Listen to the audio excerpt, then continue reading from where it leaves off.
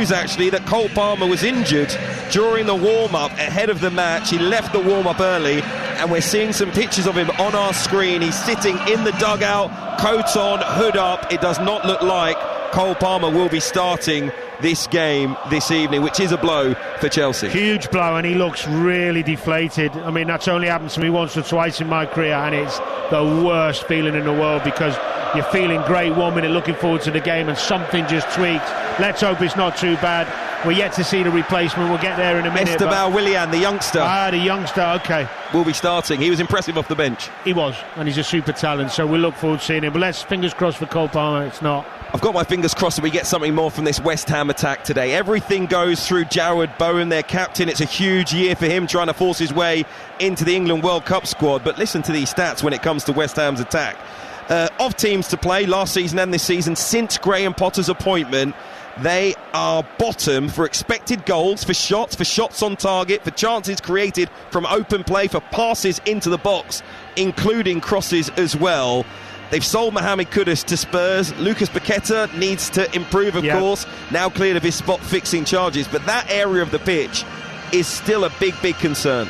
It is. I mean, the lack of creativity is evident. Paqueta should be doing more. Obviously, Kudus is a loss. The fullbacks don't give them too much, do they, going forward in terms of assists? I think their best chance tonight is set plays. They're a big side. Souček's back in, Fulkrug, the centre-halves are all big lads.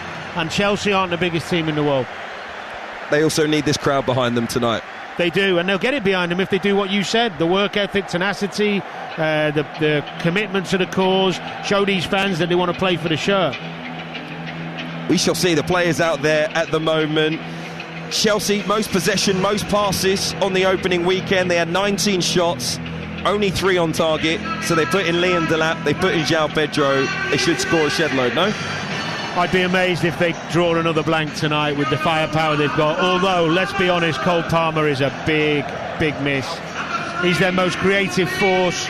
He's a goal scorer. He creates chances for the others. It's a big blow that is for the Chelsea side, but give someone else a chance.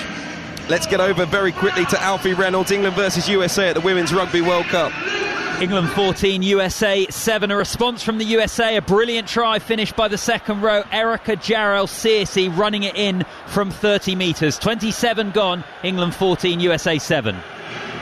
Well, it's only the second game of the Premier League season, but already it feels like the Hammers could end the campaign in a perilous position. Is it too early to panic, or should alarm bells already be ringing? Graham Potter will hope to ease the pressure as East meets West in a London derby, live and exclusively here on TalkSport. It is West Ham versus Chelsea in the company of former England and Liverpool midfielder Danny Murphy and TalkSport's Jim Proudfoot. Thank you, Hugh, and a very good evening to you. Well, week 2 and the pressure's already on. Any opening weekend defeat polarises opinion like few others. 90 minutes that's in danger of setting the tone for the whole season. But a 3-0 defeat against newly promoted opposition heightens the sense of impending doom. Now, having seen the Black Cats cross their path, it's the small matter of the world champions. Chelsea's start wasn't as inauspicious, but they didn't create too many clear-cut chances in their goalless draw with Palace. Tonight they field an even more attacking lineup as they look to kickstart a title challenge against the side they've beaten in each of their last 3 meetings. Hermansen's making his home debut in goal for West Ham.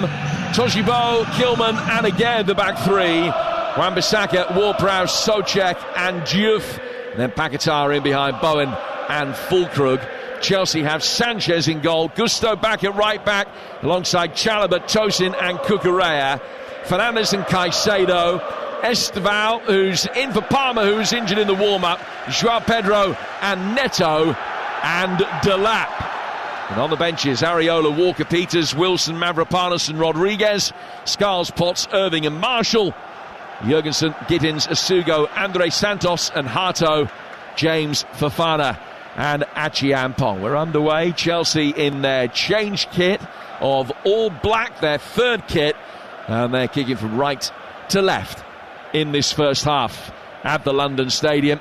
The Irons yet to fire. The Blues top of the world, but the start of the season was tinged with just a little frustration. And it's a London derby with plenty on it already, but who's going to be able to make capital. Alongside me, Danny Murphy. Danny, you talked about the blow for Cole Palmer, for Chelsea losing him in the warm-up, but what about young Stavo coming in for his first Premier League start? And 15 minutes ago, he certainly wouldn't have anticipated that. No, and sometimes that can be a blessing because you don't overthink and worry yourself about your performance. You just go out and play. He's got super talent. He's quick, skillful. He looks fearless for such a young player. So it gives him a great opportunity. But I still think the way Cole Palmer knits the team together and has that calmness and that influence on games is a blow for them. But they have got that. That's why they've got the strength in depth. That's why they spend the money. And they have possession here with Cucurella slicing the ball forward straight out by Aaron Wan-Bissaka. Hammers' last home win against Leicester back in late February. They've only won twice here in 2025. Tojibo with a touch back to his goalkeeper, Mes Hermansen, the former Leicester man who arrived in a £20 million deal. And then a free kick is given West Ham's way. Souček is just eased to the ground, pulled down in the heart of the midfield. Couple of minutes gone here on TalkSport, 0-0 between West Ham and Chelsea, same scoreline as well. In the Championship game that we're bringing you live over on TalkSport 2, Derby against Bristol City, with the Robins with a chance to go top of the table at the start of this fledgling Championship season. We've got more live football for you over the course of the campaign than anyone else, and yet again the TalkSport network giving you a choice of listening tonight. The Hammers in possession, digging a ball out towards the right-hand side that Wan-Bissaka will chase after, but it's sprinted away past him off the turf and bounces a couple of times over the line, down by the corner flag for a throw that will be taken by Chelsea's left-back, Mark Cucurella. 0-0. It was good from Fulkrug though, dropping into the space, good touch, nearly a decent ball. We haven't seen the best of him yet. We've seen glimpses, we know what he can do. He could be a real handful if they can get him enough of the ball. Yeah, he's only scored the one goal here, without a goal in his last 10 matches for club and country since he netted against Bournemouth back in April. Just the 3 goals in West Ham colours so far, but in his defence, had a long spell out where he was injured and then struggled for fitness. He's not had too many opportunities to shine from the start. Paquetá putting pressure on. It should have been an easy ball for the Chelsea back line to clear. Tosin put a hand up to acknowledge his error. He did get it away, but the Hammers can win the seconds, and again it's Fulkrug that's dropping deep, knitting up the play in the midfield. He goes to his right hand side for Tojibo, and in turn he goes all the way back to his goalkeeper. That's Hermansen inside his penalty area away to our left hand side, with the Hammers kicking from left to right. Now the Chelsea visiting support away to our right. That's the end of the ground that Chelsea are defending in this first half. Gusto with a poor defensive header which falls over on the West Ham United left for Souček. Now back for Gerd. Worked through the midfield by Ward-Prowse. It took a deflection before Gusto could slice it away, and he goes out for a throw that West Ham will take on halfway. Still goals. Yeah, it looks like Souček's going to be the one who's a bit deeper, especially when the goalkeeper's got it on the back four, trying to screen the lap a little bit a couple of times, and Prowse will help him out. Ward-Prowse will help him out when he can, and Paquetá's going to be the one who tries to give some support to Fulkrug and Bowen. Bowen chasing here, but Chelsea again able to easily work it back for their goalkeeper. Sanchez clears it away down towards Cucurella. Cucurella back for Moise Caicedo, who was under immediate pressure, tried to play out, found himself just in at left back for a moment. He did get it away, but West Ham with some decent intense pressing from the front, now work it forward down the line, but Bowen's offside. And it's a free kick to Chelsea in their left back position, but a decent foothold in the game in these early stages. Good intensity from West Ham. Looks like they're out to prove a point. They're on the front foot. It'd be interesting to watch Chelsea when they've got Delap up top, if they do mix it up a little bit more, and when they're under a bit of pressure and lost the ball once or twice, because we know they try and play out, if they can just clip a couple into him and get out that way. A slight defensive tweak from last week as well, with Malo Gusto coming in to replace Reece James. It's Cucurella who is the full-back that sits in the centre-half position when they're building up. And Gusto's the one that is given licence to push forward. It was Cucurella in that role when James was playing last week. Here come West Ham again with a shot from distance. Oh, what a stunning goal! A magnificent strike from Lucas Paquetá. If ever a moment could kickstart a season, it might just be that. Paquetá nearly 30 yards out on his left foot, and he has blazed it past Sanchez into the top right-hand corner. Well, they were terrible last week, but they're off to a flyer here in the derby. It's West Ham 1, Chelsea 0. You will not see a better goal than that here this season. It's another giveaway from Chelsea in their own half. Playing out, good press. He wins it back and he just keeps travelling with the ball. And he thinks, you know what, no one's coming to me, I'm going to smash one. Oh, it even had a little bit of curl on it. Sanchez, oh no, let's have a look at the replay before we get too critical. The ball's moving all over the place. He does go with the wrong arm, but I don't think that's a goalkeeping error. I think that's an amazing strike. I mean, he's hit it with that late swerve. Yeah. Sanchez must have thought he was going to get there, and it just started creeping away from him. And it ends up in the top right-hand corner. He scored in the first 2 games of Graham Potter's reign, but he hadn't netted for the club since. Plenty going on in his mind, I'm sure, over large swathes of that period. But his first goal in 15 gives West Ham the lead.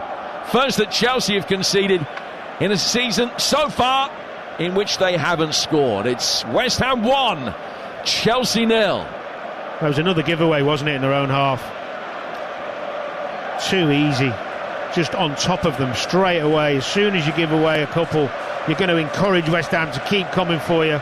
You've got to mix it up, especially away from home. Another try for England in the Women's World Cup Rugby. 21-7. 26-7 now as they go over again against the United States in Sunderland. Here it's 1-0 to West Ham after a great start, defending from the front, good intensity about the press, and making the most of Chelsea playing out from the back. They've caught them a couple of times, and Paquetá has banged one in from distance with what, as Danny rightly said, might be the best goal that anyone scores here all season. And it's only the middle of August. Do you know what, ironically as well, it was the young lad who gave it, Estava, who gave the ball away. It's just, it's hard when you think you're on the bench, right in you go, poor touch, they're on top of him. Oh, he catches him, yeah, accidental. Yeah, it is just a break in play here. Fulkrug caught by João Pedro, who got there first, his arm up for leverage. And just making contact with Fulkrug, who needs a little bit of treatment. That gives us the opportunity to get the news on those 2 subsequent England tries in the rugby from Alfie Reynolds. 36 minutes gone, England 28, USA 7. Their 3rd and 4th tries of the first half scored by Maud Muir from close range. An absolute stunner by Ellie Kildunn. England 28, USA 7. Well, Chelsea have won the last 3 meetings against West Ham United, all told. They haven't won 4 in a row against the Hammers back since 2008. They're going to have to do it the hard way to win this. They didn't have a great record last season coming from behind in games, although one of the ones that they did win was against West Ham. Now, the last time that the 2 sides met was back in February. The Hammers led that one at half-time with Jared Bowen giving them the advantage before Neto equalised and Aaron Wan-Bissaka put through his own net to give Chelsea the win. It's just been one of those nights for Chelsea so far, losing Cole Palmer in the warm-up. We didn't know who was going to play whether João Pedro was going to play at 10 when Stevo came in to replace Palmer. At the 11th hour, it was obvious then that João Pedro was going to have to move into the middle, but I don't know how much of a change in the game plan that was. And then they just haven't got going, playing out from the back against the West Ham press. And Paquetá has conjured up a moment to remember. It's a beautiful goal. That you can't argue with. What you can talk about is the decision making around understanding the opposition. They've lost 3-0 last week. It's a full house. They're going to come after you. They're going to press. We're playing Delap. He's a big strong boy. Knock a couple up to him, mix it up. earned the right to play. Overdoing it in the first, caught out 2 minutes before that one, then they're caught out again. So honestly, drives me mad. Well, Nicholas Fulkrug is back on his feet. He's going to be back in a position to carry on in a moment. And Chelsea with a phase of play attacking against 10 men in possession. Cucurella and Caicedo clipping it in. He was looking for João Pedro to make a run in behind. It's nodded down. Enzo Fernandez pokes it away, stabbing it with the toe of his right boot out to the Chelsea right-hand side. Gusto, first time ball inside the boxes, delivered deep towards Neto, but had a few minds after this inauspicious Chelsea start. Tosin playing forward through the midfield. Little loud from Stevo out to the right-hand side for Chalobah. Chalobah playing it back towards Tosin, who's in the middle of the three Chelsea defenders when they're building from the back. He's got that ability to be able to get the ball between the opposition lines. Needs it here. Chelsea still in possession over on the far touchline, which is their right. Stevo, who have conjured up some wonderful moments in a little 20-minute cameo of a Premier League debut on Sunday against Palace. Very quick-witted, quick of feet, and for somebody who's only very slightly built, I mean, he's got some more growing left in him yet at 18, he can handle himself as well. He's a good pound-for-pound fighter. Here's Cucurella, 10 yards inside West Ham territory. And he's gone square out towards the Chelsea right-hand side. Stevo making a run forward inside the penalty area. Might break his way. All that of Delap. João Pedro has gone down inside the box, but again, the referee says play on. It will be an incident that fourth official Jared Gillett is just going to have a look at. What put João Pedro there? Yeah, I think they're going to have a little look, as they do. Well, we're just seeing a replay, Danny. As to coming together between Kilman and João Pedro, and falls to the ground. I don't think there's enough to overrule. No. João Pedro was looking at the ball, trying to find a way past Kilman, who stood his ground, and it was given a cursory inspection. But the VAR happy for play to continue, which it does, with Chelsea switching the play from the right out to the left. This near touchline for Pedro Neto. It's bobbled away towards the edge of the box. Chelsea win the seconds and lay back for Cucurella. It was well played by João Pedro to come and link up the play. Pedro Neto's got it now, working it square through the midfield. Now towards Chalobah. News incidentally on Cole Palmer, encouraging from a Chelsea perspective. We understand that he felt something and immediately reported it in the warm-up and isn't playing from a precautionary measure tonight. And it's nothing too serious, he just didn't want to risk it at this early stage of the season. Chelsea play the ball inside the West Ham box. They get a corner, the first of the night. I'm not sure he's the type of lad to mention anything unless it's really restricting him. You generally don't. If you've got a little niggle or something, you don't go in and then say, "Oh, can you have a look at this?" Because the manager might say, "We'll leave, we'll make sure you're okay. Come and sit on the bench." I would imagine it's probably something a bit more serious than they're suggesting to keep him from stopping from playing. Goal. In comes the corner. It's flicked on at the near post, and João Pedro is there to head it in. The lead has lasted barely 9 minutes. First set-piece delivery from the Chelsea right, flicked on by Cucurella at the near post. Nobody had picked up João Pedro, and it's an easy header from 4 yards out to tie it up at 1-1. Well, there's me talking about the size of the West Ham players. Huge numbers in the box, hard to see. Paquetá, he lets Cucurella get in front of him. His job is to get in front of Cucurella and stop that ball coming into the near post. He doesn't do it. It's a great flick in by Cucurella over his head. And there's João Pedro. Keeper can't do anything. Towering header. But it's that near post job. You switch off for a second. Terrific little flip from Cucurella, but Paquetá's got to do better there. A really well-worked Chelsea set-piece, but it was one that they tried to execute on numerous occasions last weekend against Palace. It's nothing new out of the playbook, and that will be a real frustration for Graham Potter, because Cucurella must have got on the end of 4 or 5 of those, making that same near-post run last week. But Paquetá's lost him. They'll have done it on video. they'll have done it on the training pitch, and that's why I feel for managers sometimes, because they'll have done their job. He's just switched off. He's probably still thinking about that ball nestling in the top corner. We've all done that. You switch off for a second because you're still thinking about your wonderful goal.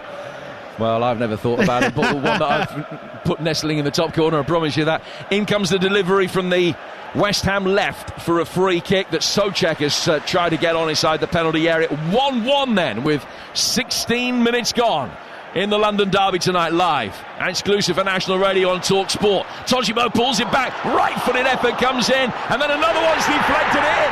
It's Fulkrug, and West Ham lead again. He's onside, by the way. They're asking for offside, but I'm pretty sure he's on. It's terrible defending from Cucurella. What's a finish, though, from Fulkrug, is it? Yes. Started the game well, he has. He looks sharp. Nicholas Fulkrug firing one in from a tight angle. A low left-footed shot that took a nick on its way through. But it will be Fulkrug credited with the goal. If it's given, let's have a wait and see.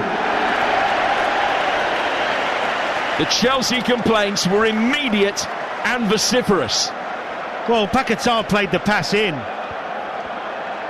Oh, that is tight, isn't it? It might be off. I think he's a boot off. So Paquetá working it down the right-hand side of the penalty area for Todibo's run. And it's just a question of whether his foot is goal side of Cucurella when the pass is played. I think he is. I've got a bad feeling Hugh might be right. It is really close. I mean, the lines are going to be out, and parallax error means that the view that we're looking at, because it's not square, possibly makes it look more offside than it would be. Well, that's a great point, because I'm actually on an angle, you are. Hugh's right in line with it, which is probably why he's got it right. They could well be disallowed, this. It's still being looked at. I mean, it's really, really tight. And the decision is, I think, no goal. Yeah, Michael Oliver, the referee, raises his left arm above his head and indicates that he is offside. So it's still 1-1 here. Half-time in the rugby, Alfie Reynolds.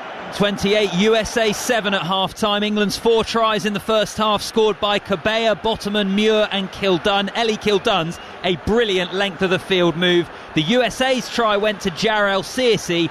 Bonus point for the Red Roses at half-time. England 28, USA 7. Well, we have seen the lines being drawn. He's 5 studs offside. I mean, no more than that. But he was offside, and it is 1-1. Well, Chelsea need a kick up the backside because they're not at the races. They've got out of jail with a set play, but other than that, they've been poor. They're trying to make their way forward now.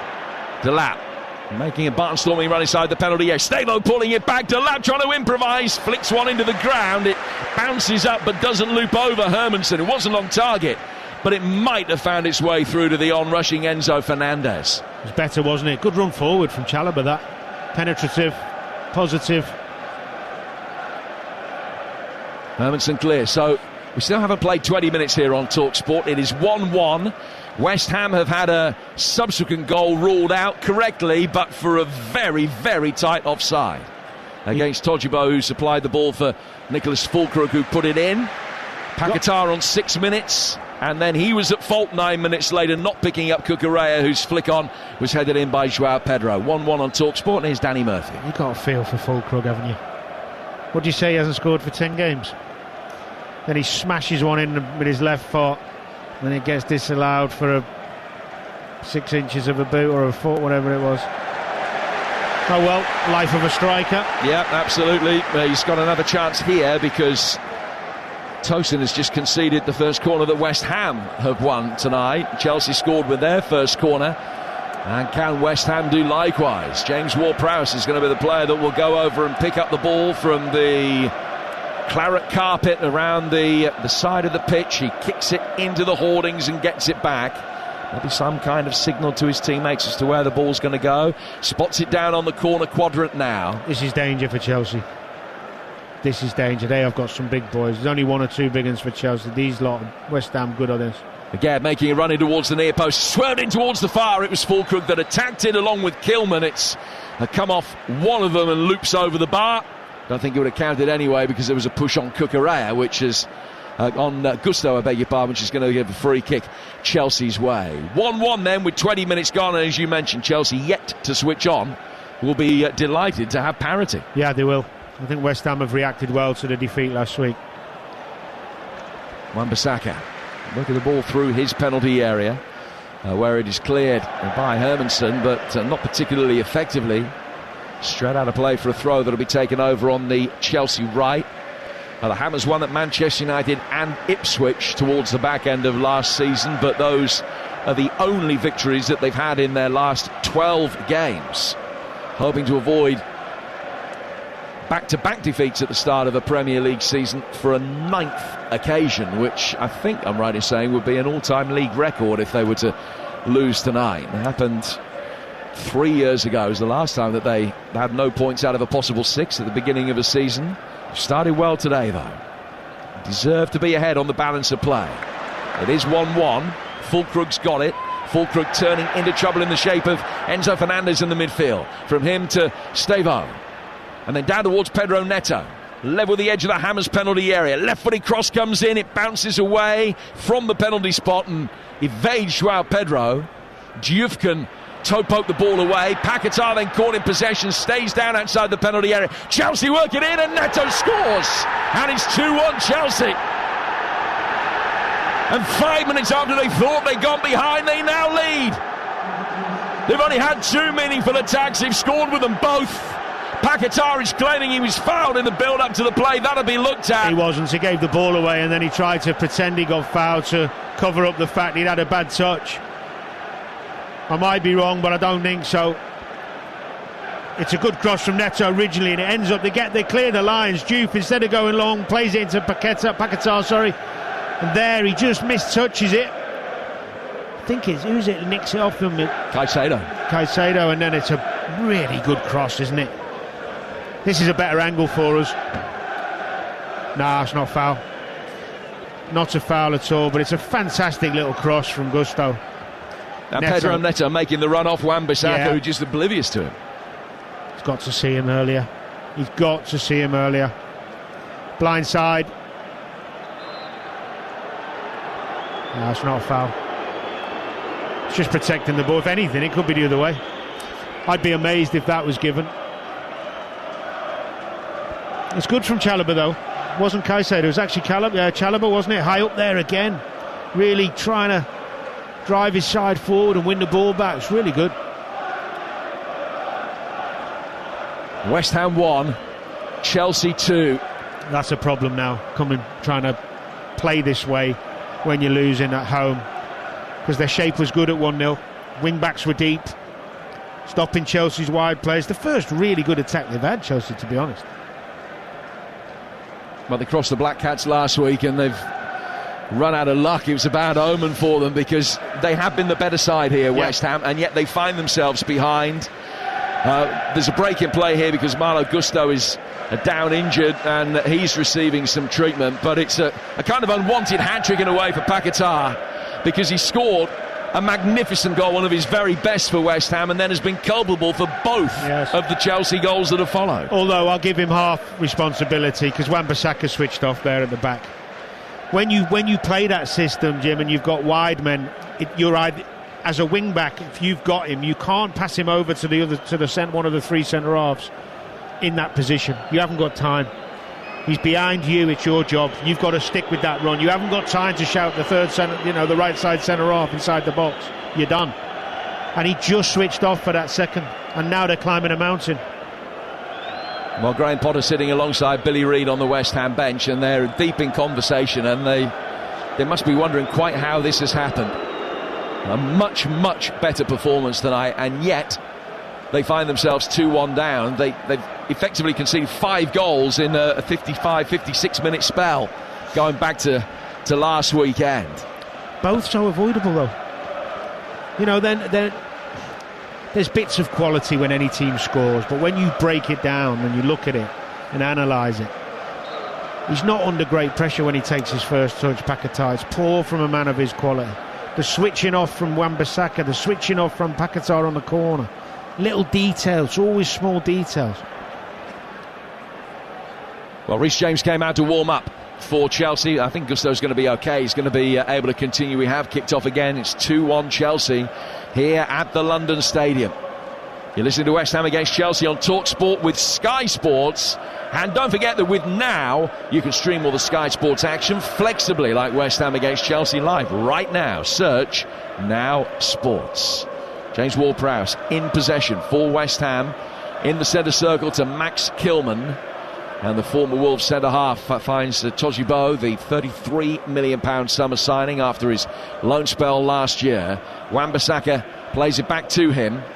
And now it's worked forward into the feet of Jarrod Bowen. Bowen flicking it off cleverly. Couldn't quite get the return ball from Füllkrug, which was down to the German. Just didn't quite get it at the right angle of the return. Chelsea winning the seconds, working forward for Pedro Neto. It's got Delap inside him. He sent it spinning wide out towards Stevo on the right-hand touchline. Half cleared, and João Pedro, in taking a couple of touches on his thigh, then hit a looping effort over the bar from 35 yards.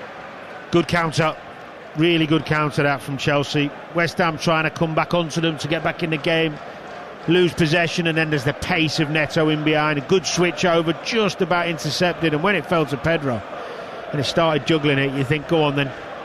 Wasn't quite meant to be. But that's the danger now when West Ham try and push forward for this equaliser. That pace of Chelsea on the counter-attack.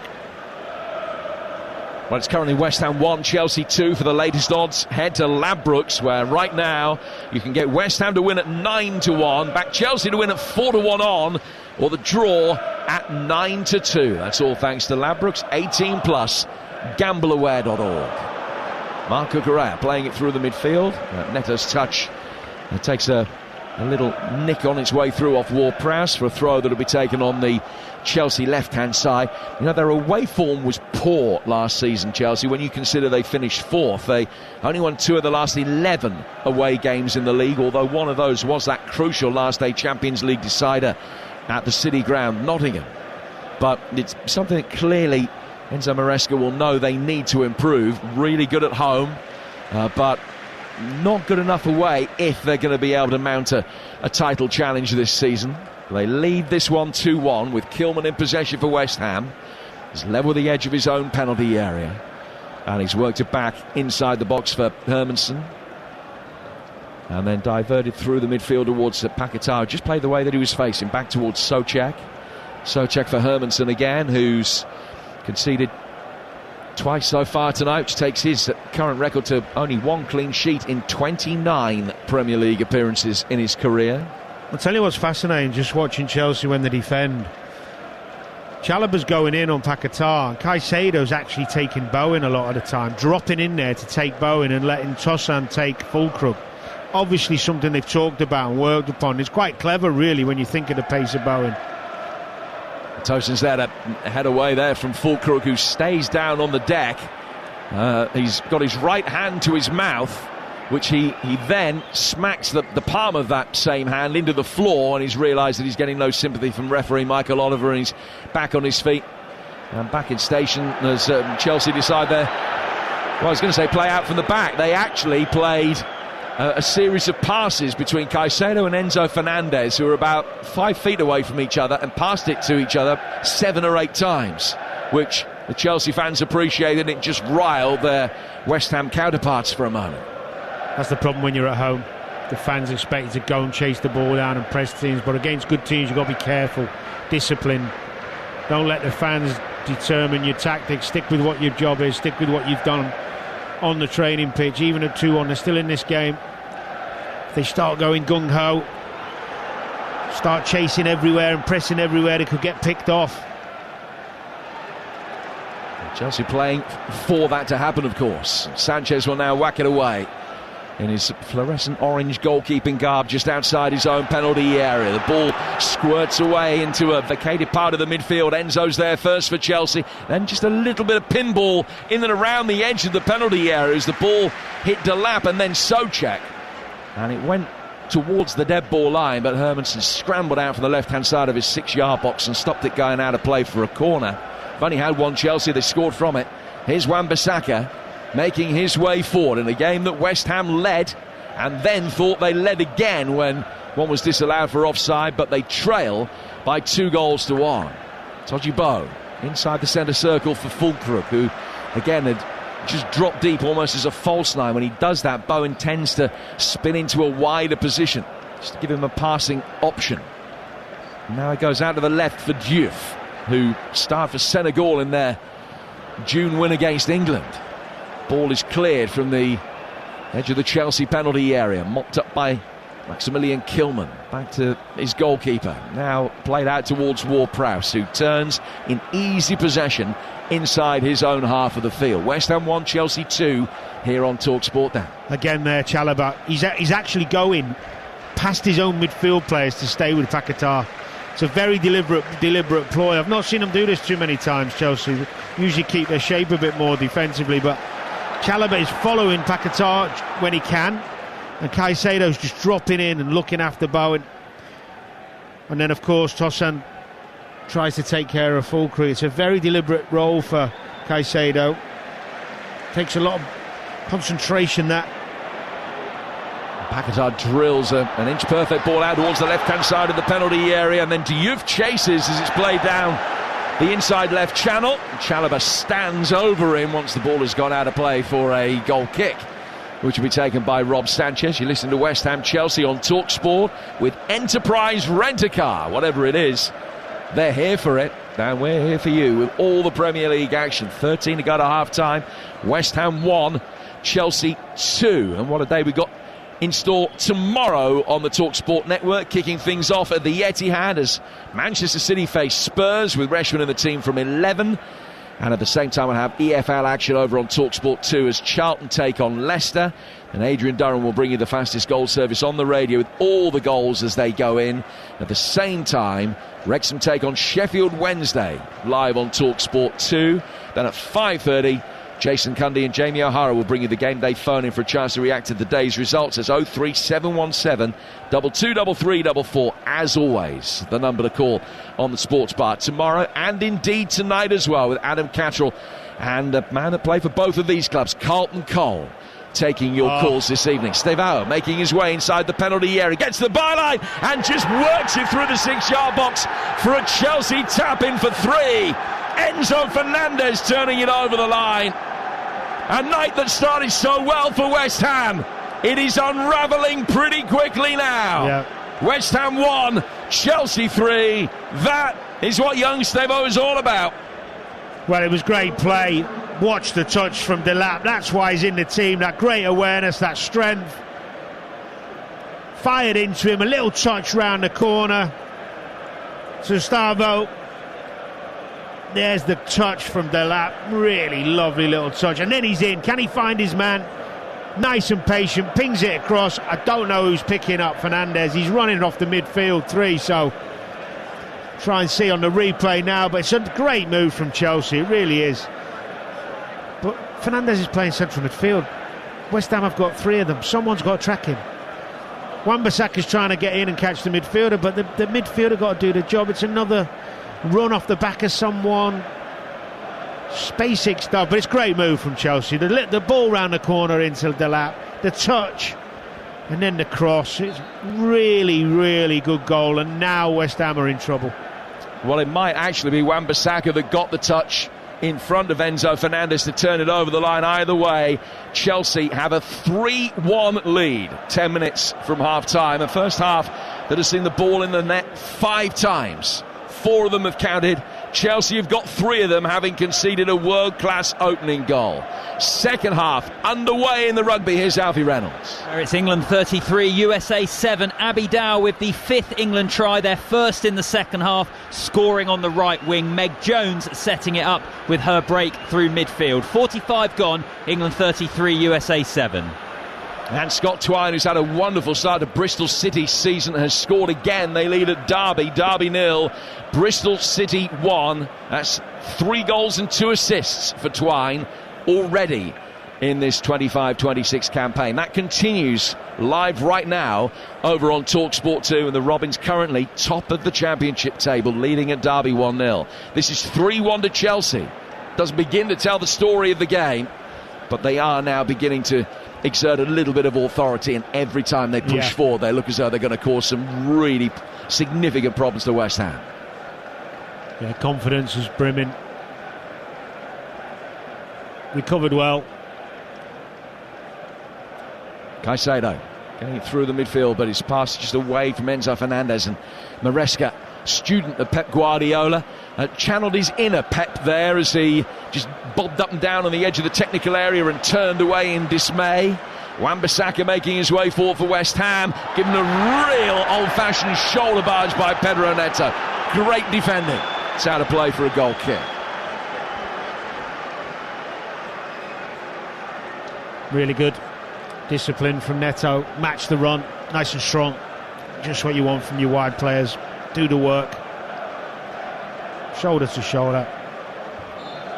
Right in front of his own fans as well. They'll like that. They did like that. Neto amongst the goal scorers on a hugely entertaining evening. That's better from Chelsea. Not inviting that press on. Second time they've gone the long, the last 2 goal kicks. No problem. They're winning 3-1. And it's easy to go long as well when you've got Liam Delap playing up front for you. Well, and Pedro's a big boy, isn't he? You know, the two of them are decent size. Chelsea just trying to play around the back of Ward-Prowse in the midfield, almost able to pull that off, not quite. He goes back for Tosin, and to his right-hand side for Chalobah. And now Stevo drops deep to pick up possession. He's got Gusto high and wide of him on the right-hand touchline. Back for Moise Caicedo in the midfield, who's playing his 100th Chelsea game today. Now he started every Premier League game last season. And he's got it again now. He's actually the deepest of Chelsea's outfield players as he picks up possession 10 yards inside West Ham territory. The Hammers get it away from the edge of their own box and get it forward towards Fulkrug. But 7 minutes to go to half-time here. 3-1 Chelsea lead. Tojibo to Ward-Prowse. Now Wan-Bissaka. Flicked away past Cucurella. Well, now Wan-Bissaka continues his run. And is able to motor forward into Chelsea territory. Takes the ball wide. Sends a high ball deep towards the far post. Gusto going up for it. Half cleared. Paquetá with an overhead kick from the edge of the penalty area, which was accurate but not powerful. And Sanchez can make a comfortable stop. Good move that was. Good link up between Wan-Bissaka and Bowen down this right-hand side. We haven't seen enough of that.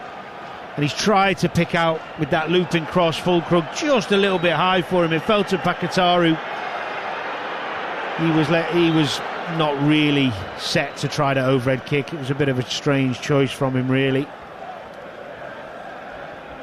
But they need to get Bowen more involved. He's the one who can really cause problems for his Chelsea defence if he can get on the ball a little bit more, running at people, especially inside the box. You know how lethal he is. Tosin's got it for Chelsea. He's 15 yards inside his own half.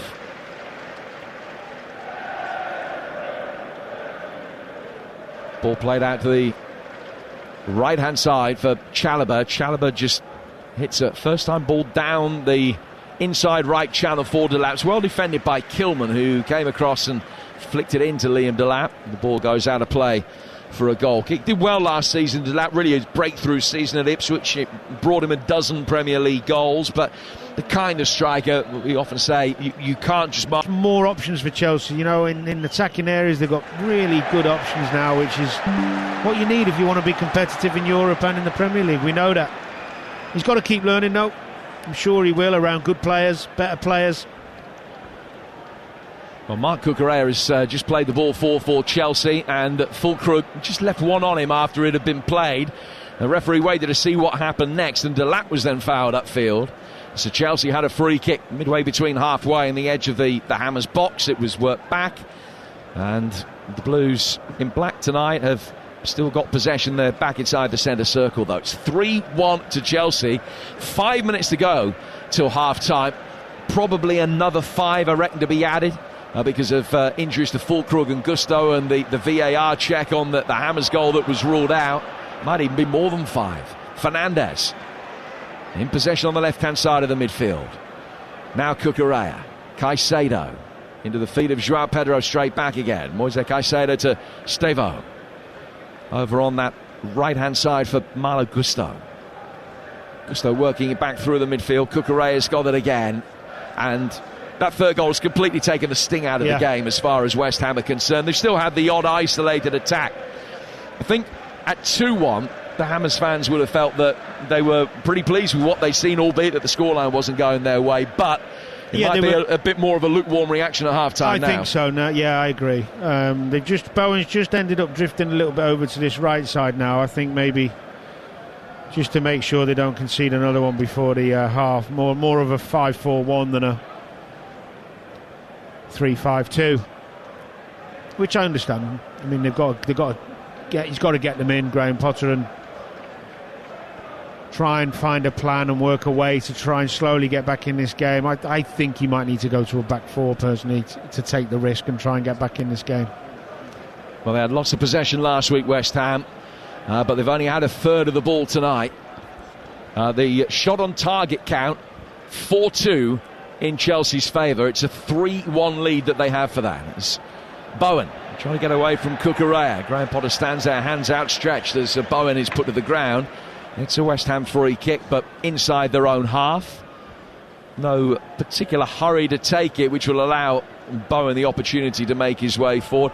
Another try in Sunderland for Alfie Reynolds. England 40, USA 7 on the opening night of the Women's Rugby World Cup. Ellie Kildunn has her second of the match, collecting Harrison's neat kick in behind. Still half an hour to play. England 40, USA 7. Thank you, Alfie. Here it's 3-1 to Chelsea. Over on TalkSport 2, it's Bristol City who lead at Derby by a goal to nil. So Bristol City and Chelsea winning the respective games tonight and top of their respective divisions right now. I think it's fair to say there's still a long way to go. West Ham fans might feel that there's not a long way to go this evening, though. Even though we're still coming up to half-time, it feels a long way back. A tall precipice to try and scale if they're going to be able to get themselves back into positives and the endeavour early in the night. The 5-6 studs, which Todjibo was offside, feels very significant now. That would have given West Ham a 2-1 lead. Yeah. They've got it again in the midfield with Paquetá, who's been involved in 3 of the 4 goals that we've seen. Wan-Bissaka, who's been involved in the last 2. Back for Paquetá, down towards Jarrod Bowen. Bowen right-hand side of the penalty area. Cucurella backing away. Good defending. And he was good defending as Bowen got it onto his left foot, and Cucurella just didn't commit himself. And as a result of that, was in a position to block the shot when it came in. West Ham then win a throw as it's judged to have come off Neto last. He didn't think it did. Todjibo chips it inside the penalty area but gave Bowen no chance, and Caicedo watches it safe for a goal kick. It's interesting reading the programme notes, isn't it, because Graham Potter's talking about doing the basics better. They haven't. They've done some good things. Tempo was good, shape was alright, got the goal, won the goal, but they end up 2-1 down because of basics. And I'm not sure really how you can only keep drilling players for so long before you say, well, if you can't do it, someone else will have to come in the team who can. And yet, as we spoke about at length in the build-up, they haven't really made significant changes, because they've only brought 4 outfield players over the course of the 3 outfield players over the course of the summer into the club. Another try at the rugby for Alfie Reynolds. Whereas England 45, USA 7, England's 7th try scored by Amy Cocaine. A nice move at the front of the line out to send her over in the corner. We've played 53 minutes, England 45, USA 7. We're into stoppage time, and there are 6 additional minutes to be played. It's 3-1 to Chelsea. And the Hammers work it forward down towards Wan-Bissaka, who will not have to break his stride to bring the ball under control, but it just ricocheted off him. A heavy touch. Cucurella got it clear. West Ham then win it back immediately. Wan-Bissaka battling with Caicedo has won a free kick just on the West Ham United right. And a chance to get it forward towards the edge of the penalty area. Well, if they can halve the deficit here and get into half-time 3-2 down, they will give themselves a decent chance. The difference between 3-1 and 3-2 at half-time will feel immense. Oh, that would change the dynamic hugely in the dressing room. And you wouldn't ask for anyone better than Ward-Prowse to be on the ball for a free kick, would you? Well, Juve's come across to talk to him, as if to Go make away. out that he might swing it in left-footed. No. It won't happen. Well, it might, but it shouldn't, because he's one of the best free kick takers the Premier League's ever seen. Juve runs over it. Nobody bought that. Ward-Prowse in towards the far post. Good defender. And it's easily headed away by Joao Pedro. And then Paquetá has lost out. Neto might be able to bring it away. Paquetá tried to stop him, he couldn't. Stevo will make a run down the right-hand side, and he will be played in, but the covering from Diouf is excellent, because he's covered a huge amount of ground to be able to get back there that quickly. Poor ball from Neto, though, wasn't it, to Stevo? Just played it outside of him rather than inside into his path. And made him second favourite where he really didn't need to. And now it's worked forward again towards Füllkrug, who renews his aerial battle with Tosin and Cucurella. He's ended up being sandwiched between the pair of them and stays down. And first half stoppage time is going to be elongated because the big German is down again. I think it's the third time in the first half. He's got to toughen up a bit, the lad. Yeah, Thought he was a big old lump. He's been down 3 times. Oh, here he goes. Yeah, that's better. Back on his feet without the need for treatment. More significantly, I think, without the need to go off the field for 30 seconds. Got caught by Tosin, didn't he? Yep, saw one, but he's able to continue. Bowen takes the throw. It had been put out so that he could receive treatment, Füllkrug, and so Bowen took the throw straight back to Cucurella. 2.5 of the 6 additional have been played at the end of the first half, with Chelsea leading 3-1 in the London derby here on TalkSport. Delap trying to kill a ball that wasn't a great one in towards him, and he almost took the pace off it sufficiently for Stevo to be able to get on to the end of it before any of the West Ham players. Not quite. And the Hammers win it back and work it across the back line towards Kilman. So that's the change that you'd make. You'd go with a 4 now? Yeah, because I think you want to commit another forward player on the, Callum Wilson maybe up there. Play Bowen wide, and whoever you want to play wide on the other side, maybe push Diouf up and play him and have a back 4. Ball played in here, but an overhead kick from Bowen was a poor one, and it just drops through harmlessly to Sanchez. Ultimately, if you play a back 5, they're playing with... West Ham have got a back 5, and it's fine. It's for a reason. They're 5 defensive players. So you go to a back 4 and you bring someone on who's more creative, more chance of scoring a goal, because you've got to take that risk. You've got to. Neto coming in off the left flank. I told you about watching him every step of the way. Cucurella, Caicedo, Stevo. Out to the Chelsea right-hand side. Just a yard in from that right-hand touchline. Stevo's got it again and just plays it back easily for Chalobah. Chelsea running the clock down, but doing so in West Ham territory, keeping them honest. Still one perceptive ball away from a match-winning lead at the break. Jim, that's another reason as well, because you can't press the same. Because you're in a line of 5 and the wing-backs are doing the job, you lose the ability to press properly because of the fact you're a man down. Now Ward-Prowse has caught Caicedo after the ball had gone. The referee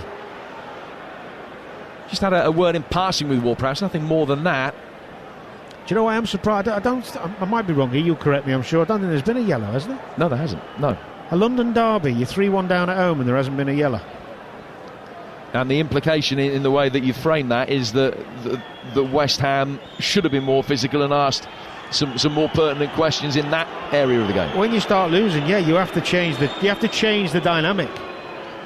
You have to get after people. You have to unsettle them. You're not having it all your own way. I think, like you said, since Chelsea have got the 3rd goal, it's become a little bit easy. They've lost their puff, haven't they? That little bit of zip that West Ham had. And Chelsea started getting comfortable. That's where you need your leaders to say, right, come on.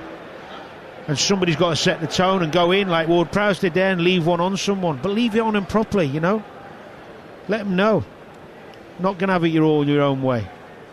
Now, Ward-Prowse has got a little bit of history with Chelsea. He's been sent off against them twice in the last 7 matches that he's played against them. Ball over the top here is a good one. It's brought down on the edge of the penalty area by Gusto, who'd covered a lot of ground to find himself as the most advanced of the Chelsea outfield players. Ball is put out of play for a corner. There will still be time to take it at the end of this first half. Remember, Chelsea scored with their first corner of the night. They score again. I'm sure they will have won before we get to half-time. They lead 3-1. Cucurella stands 10 yards from the corner flag. as he did for the last corner, when he made his way in, watched by Paquetá, but still was able to flick the ball on for João Pedro. Are they going to try and work that same corner again? It's from the other side, though, this time from the Chelsea left. There goes Cucurella, Paquetá following every step of the way. Enzo Fernandez with the delivery. He's looking for the near post flick. Paquetá's defended that one properly. That's the last touch of the first half, and this is the reaction from the West Ham supporters. And there were plenty of boos there in a half that saw plenty of positives in the opening 20-25 minutes, not least a wonder goal from Paquetá. They thought they got themselves 2-1 up after João Pedro equaliser. Fulkrug's goal disallowed for an offside, a close one against Tojibo. Neto then made it 2-1 to Chelsea moments later, and a third goal from Enzo Fernandez seems to have knocked the stuffing out of West Ham. Beaten 3 last week, and they've shipped another 3 before half-time today. It's West Ham 1, Chelsea 3. Well, boos ring out at half-time at the London Stadium in West Ham's opening Premier League home game of the season.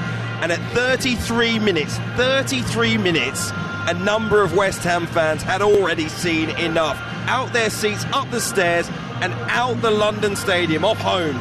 They'd seen enough. By no means a majority, of course, but some clearly growing tired and frustrated at what they are seeing from Graham Potter's side. And those boos at half-time would certainly have been louder, but I reckon about 30% of the stadium had already left their seats, either to leave or to go onto the concourse and get themselves a beer, because what they're seeing from their team hasn't been enough. For all their determination in the opening exchanges and a brilliant opener, Chelsea have scored all too freely. Danny Murphy, they needed something, didn't they, after that defeat against Sunderland? And the opening, 15, 20 minutes, you thought you had it. This was the West Ham team that they've been longing for. Tempo was good. Tenacity was there. There was a real intent.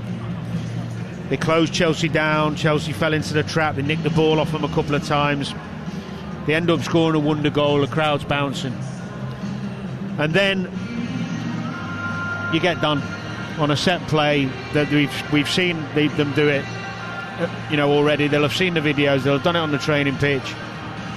Paquetá switches off, gets done, 1-1. All of a sudden, okay, no drama, you're back in it. And then the second goal, people running off the back of people. Pedro Neto sneaking in at the back post around Aaron Wan-Bissaka. Lucas Paquetá gave the ball away. Really should have done better in that circumstance as well. I think so. So I call that the basics, protecting the ball in your own third when you've got time. Why are they playing it out? Well, you've got to play sometimes, and I don't think so. Juve could have gone long. Yeah, he's played a decent little ball into Paquetá, who's actually not got anyone on him when he receives it. It's a bad touch, and Chalobah's in on him. But if Paquetá normally would protect that ball, use his strength and get the free kick maybe, but he loses it. Anyway, first mistake compounded by the second mistake, which is Wan-Bissaka being done off the back of his shoulder, which is unlike him, to be fair. And then all of a sudden you're 2-1 down. And by the way, let's not forget to add that just before they concede the second, 6 inches from going 2-1 up yourself and having the crowd all with you again. Yeah, this is the cruelness of football. The crowd was up. The stadium was exactly the fever pitch they wanted it to be when Nicholas Fulkrug thought he'd put West Ham 2-1 up. It wasn't to be, but that doesn't mean you switch off defensively. They were in the game at that stage, clearly in the battle, on the front foot, with the crowd and the wind in their sails, and yet they've let all of that momentum slip. That you mentioned the basics under Graham Potter in his comments in the programme, but really they let the momentum go in this game. They gave the initiative to Chelsea. That's the big disappointment. Yeah, I think there's always mistakes if you concede goals, you'll generally find a mistake somewhere that's helped. So you can be overcritical, but I think those first 2 goals in particular are big mistakes. They're simple things. They're not little small ones that you think, okay. They are big. They are easy things to correct. Third goal's a decent goal. It's a good move. The youngster, Willian Esteval, he showed us exactly why Chelsea have invested and waited for him. We knew it from Palmeiras at the Club World Cup, the talent that he had. He put on the afterburners, he got to the byline, he found Enzo Fernandez for the tap, and again, no one marking the runner into the box. He taps it in from 2 yards out. again, they can defend so much better than that, West Ham. They can, but if you look at it from a more positive perspective from Chelsea, the ball was rattled into Delat, wasn't it? It was a lovely touch, and the run was perfect off the back of him. So sometimes you get caught out on a bit of really good play, but then when the ball comes in the box, someone, and I haven't seen it back enough, but somebody has let Fernandes go. So that's somebody's man. So is that difficult to fix? Is that something you need a £100 million player to solve? No, you need players who are focused on their job. So all of a sudden now they've given themselves, they're climbing Everest against this Chelsea side, and the problem West Ham have got, if they really push and go for it, this could be 5, and then we are in trouble. Well, not we, but this place is going to get chaotic. Exactly. They'll certainly want to avoid that. And by the way, if you're just joining us, Chelsea missing Cole Palmer this evening. He pulled out in the warm-up. He felt a little bit of discomfort. Reportedly, he decided not to play as it was a precaution. Does point to the idea Chelsea maybe slightly undercooked from a physical standpoint so far in this campaign, and we will see if Palmer does return for another London derby against Fulham next Saturday lunchtime, live and exclusive here on TalkSport in the Premier League. Chelsea at the moment cruising, and certainly West Ham need a response at the start of this second half. Let's get the half-time odds on TalkSport with Ladbrokes. Odds update on TalkSport with Ladbrokes. You build it, we give you a free bet for the first 3 weeks of the Premier League. That's Ladisfaction. 18 plus gambleaware.org. So it's currently West Ham 1, Chelsea 3. For the latest odds, head to Ladbrokes, where right now you can get West Ham at 33-1 to come back and win this game. The draw is 12-1. Chelsea 1-20 on to win the match. In terms of the next goal scorer market, Jared Bowen is at 8-1. Liam Delap for Chelsea at 13-2. Esteval looked very lively. He's 10-1. And a special for you as well, a player to be sent off. That was 3-1, that is now 7-2. Those are latest odds with Ladbrokes. It's 18 plus, begambleaware.org. Odds update on TalkSport with Ladbrokes. You build it, we give you a free bet for the first 3 weeks of the Premier League. That's Ladisfaction. 18 plus gambleaware.org. Well, over on TalkSport 2, there is tonight exclusive commentary from the Championship. Derby County hosting Bristol City. Here's how the only goal of the game so far sounded. Space for Sykes to play it forward, and the shot is turned in by Twine. Placed to perfection, and with their first effort on target, Bristol City have the lead. Heading top of the Championship, Derby 0, Bristol City 1. And that's what the score remains at half-time. Scott Twine, by the way, who got the goal, 3 goals and 3 assists in his 4 games in League and Cup so far this season, enjoying a great start to the campaign. Let's head over to the Stadium of Light next. The Women's Rugby World Cup beginning this evening. England in great form against the United States. Alfie Reynolds. Yeah, it's England 62, the USA 7 with 66 minutes played. One-way traffic, a party for England on the opening night of this Rugby World Cup so far. Jess Breach has crossed for 2 tries, Atkins Davies with 1 as well in the last few moments. And also, Emily Scarrett is on for England, appearing in her 5th World Cup, a record for an England player, male or female. But England with the bonus point, with the victory, all but secured with 66 gone. It's England 62, USA 7. Elsewhere tonight in Rugby League at the break, St Helens 8, Hull FC 6. It's Leeds 12, Salford 6 at half-time. And in the Scottish Championship football, Wraith 1, Dunfermline 0. That is also half-time. In fact, we're halfway through the first of 3 incredible games exclusively live on TalkSport this weekend. We've got Manchester City against Spurs at 12:30 tomorrow afternoon. We'll have Liverpool's trip to Newcastle at 8 p.m. on Monday night as well. But right now, despite West Ham showing plenty of fighting courage in this London derby, Chelsea have shown more quality and put themselves well on the way to their first win of the season. At the break, it is West Ham 1, Chelsea 3. Kick off live on TalkSport with Sky Sports. Stream the biggest Premier League games flexibly with Now. Like West Ham versus Chelsea live today. Search Now Sports, 18 plus, free via internet, terms apply. Summer fashion announcement. Stripes are in, darling. Oh, and also florals. Groundbreaking, we know. Pastels and block colors too.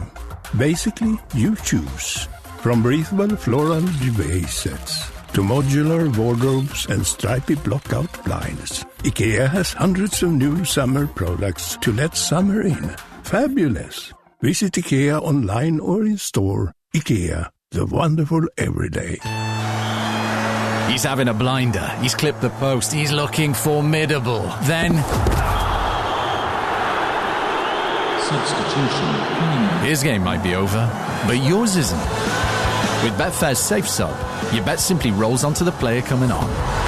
Playing a different league with Betfair. Valid on selected leagues and markets only. Applies to singles, multiples and bet builder bets on qualified player outcome selections. Does not apply to odds boost. T's and C's and exclusions apply. 18 plus gambleaware.org. We all fantasize about our perfect home. Watching the big game cozied up in the snug. Another 7-0 win! Balmy summer nights with the kids playing on the lawn. We're playing real-life football! But come on, this isn't real. Listen, if you're serious about making your fantasy a reality, find out what your home is worth instantly with a free online valuation estimate. Get real about moving. Get on the market. Most common time to obtain an online quote between 1st of April 2024 and 30th of June 2024 was under 3 minutes. Excludes Northern Ireland. Incredible scenes here at the Village Hotel's Pub and Grill. Fans are taking their place in the fan zone with stadium-style seating, amazing views on huge screens, and we're underway. Lovely bit of dribbling there as she tackles the burger stack. Now they're getting down the wings. Sticky barbecue. Unbelievable. Oh, and he's hit the bar. And it's there! His favourite ice-cold beer. What a result! Catch every game live in the Pub and Grill at Village. Get in! Find out more at villagehotels.com. Football is back and it's game on.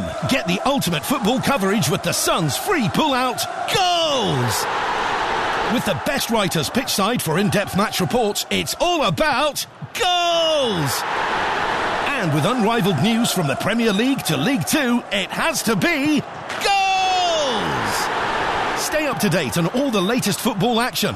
Get your free copy of Goals every Saturday, Sunday and Monday, only in the Sun. The road stretches before you, but there's trouble ahead. Stationary cars. You're faced with the McDonald's side mission. Do you, A, join the ever-growing queue, or B, take the next exit and treat yourself to a glorious Mackey's? Detouring to McDonald's. Start your side mission today. Screwfix Sprint delivers from store to door in as little as 20 minutes. You've finally found that perfect parking spot and you're ready to start work. But wait, you need a replacement part that's not in your van. Don't sweat it and don't move the van. Get moving on your job and we'll sprint over with exactly what you need before you can say, where's my spirit level? Screwfix Sprint delivers in as little as 20 minutes. Only $4.99 and only on the app. Conditions and geographical restrictions apply. Selected products. Kick off live on Talk Sport with Enterprise Rent-A-Car. Here for it. Book now at enterprise.co.uk. The football animal is alive. Kick off live on Talk Sport. It's a London derby with plenty on it already, but who's going to be able to make capital? Oh, what a stunning goal! A magnificent strike from Lucas Paquetá. In comes the corner, it's flicked on at the near post and João Pedro is there to head it in. The lead has lasted barely 9 minutes. Chelsea work it in and Neto scores. And it's 2-1 Chelsea. Estevao making his way inside the penalty area. Gets the byline and just works it through the 6-yard box for a Chelsea tap-in for 3. Enzo Fernandez turning it over the line. Really, really good goal, and now West Ham are in trouble. Well, after their 3-0 defeat at Sunderland last weekend, the London Stadium was desperate for a mammoth response tonight from their home team as the world champions Chelsea came to town. So far, Graham Potter's side have shown more fire, but they find themselves behind, having taken the lead through Paqueta's stunning opener with goals from Pedro, Neto and Enzo that mean at the break it's West Ham 1, Chelsea 3. It has already been a roller coaster of an evening. Will there be more twists and turns when the second half gets underway shortly live here on Talk Sport? Danny Murphy, former England midfielder, alongside me. How do West Ham respond now? Well, I mean, personally, I think he should go to a back four and put Callum Wilson on with Fulcrook. Wilson is coming on. I can just see him coming out there. Go to a 4, put them 2 up, two wide men and really have a go at it and try and get back in. Looks like there's going to be 2 substitutions at the break as well for Graham Potter, ringing the changes. Maybe they should have been made earlier, we'll see. The one thing he'll want to avoid is conceding another couple of goals. Things could turn very, very nasty here if that happens. Got to take the risk to get back in. He can't let his team sit off and let Chelsea dominate possession like they did in the second half of that first half, because the fans will go ballistic and you don't get back in the game that way on a counter-attack. He's going for it. He's going to change the system. I'd be amazed if the system doesn't change. And they're going to take that risk of conceding another couple of goals, that's for sure. Well, hopefully a new signing in the shape of Callum Wilson and one of their own can get this Hammers crowd going here at the London Stadium. It was deathly quiet at times during that opening period. 2 changes to be made by Graham Potter. I'll leave you with the details from your match commentator Jim Proudfoot, who's alongside former Liverpool midfielder Danny Murphy. Well, Nicholas Füllkrug is the first player to come off, Hugh, and he's been replaced here by Callum Wilson, who comes on for his home debut. Player who's got an outstanding record against West Ham. And is he going to be able to transfer that kind of goal-scoring form? The other change sees Freddie Potts come on for his Premier League debut. The son of West Ham legend Stevie Potts. Potts, who has played first-team football before, but his last West Ham appearance was back in March 2023 in the Conference League, so 29 months ago. And he comes on. Tojibo is the player that has come off. So, as you predicted, they've gone to a back 4. Potts coming on into midfield, and they're having to go for it. I'm surprised Füllkrug's come off. I'm not surprised in the change of system, but unless Füllkrug's got an injury, that's a strange one. He scored the goal, which got disallowed. He put himself about. I think he looked all right. If anything, he needed some help. What would you have done, Dan? Well, I'd have played him and Wilson and put Bowen down the left, Paquetá Bowen on the right, Paquetá down the left. Mm-hmm. Had the 2 big lads up top, gone a bit more direct, played a 2 in the middle.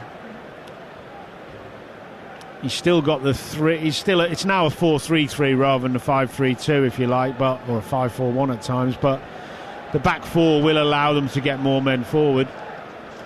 It'd be interesting to see what role Potts plays. Well, initially he's the deepest of the 3 in midfield in the 4-3-3.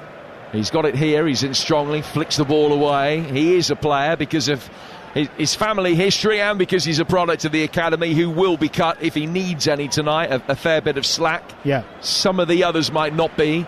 Here's Diouf trying to find a way through. He can't get past Chalobah. Chelsea, unsurprisingly, unchanged after that first half. Diouf has gone down injured, and that will give us the opportunity to run through the teams for you. So, Hermansen in goal for West Ham. A back 4, Wan-Bissaka, Kilman, Aguerd and Diouf. In midfield, it's Ward-Prowse, Potts and Souček, and a front 3 of Bowen, Wilson and Paquetá. Chelsea, Sanchez in goal, Gusto, Chalobah, Tosin and Cucurella. Fernandes and Caicedo, Estevao, João Pedro and Neto, and Delap up top. Cole Palmer absent. He pulled up at the back end of the warm-up and is sat still looking pretty disconsolate on the bench. Stevo started in his place, having initially been named amongst the substitutes. So 2 minutes into the second half here on TalkSport. It's West Ham 1, Chelsea 3, and you and I are watching the game together with Danny Murphy. Well, Thomas Tuchel will be disappointed he can't watch Cole Palmer, but he'll be delighted with the performance of Chalobah. He's been outstanding. Really has.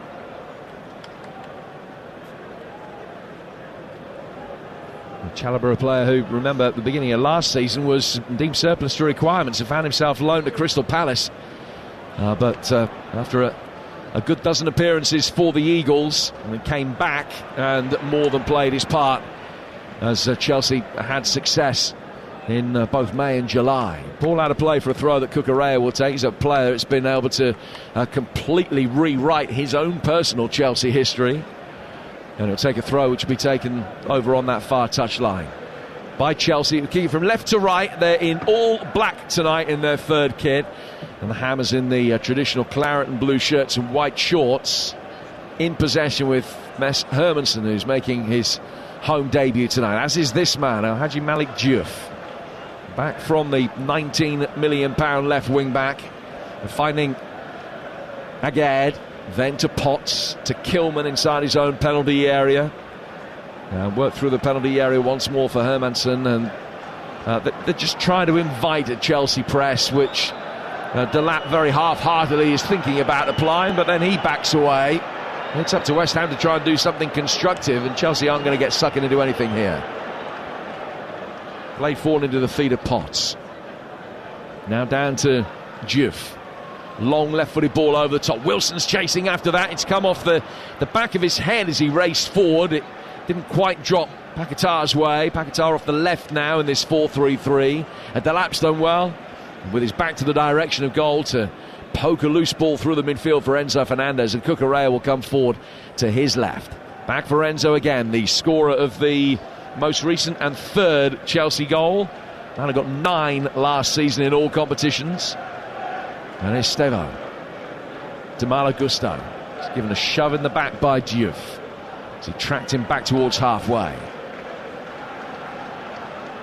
Now the ball's back for Sanchez. West Ham do apply the press with a little bit more intent. They have to.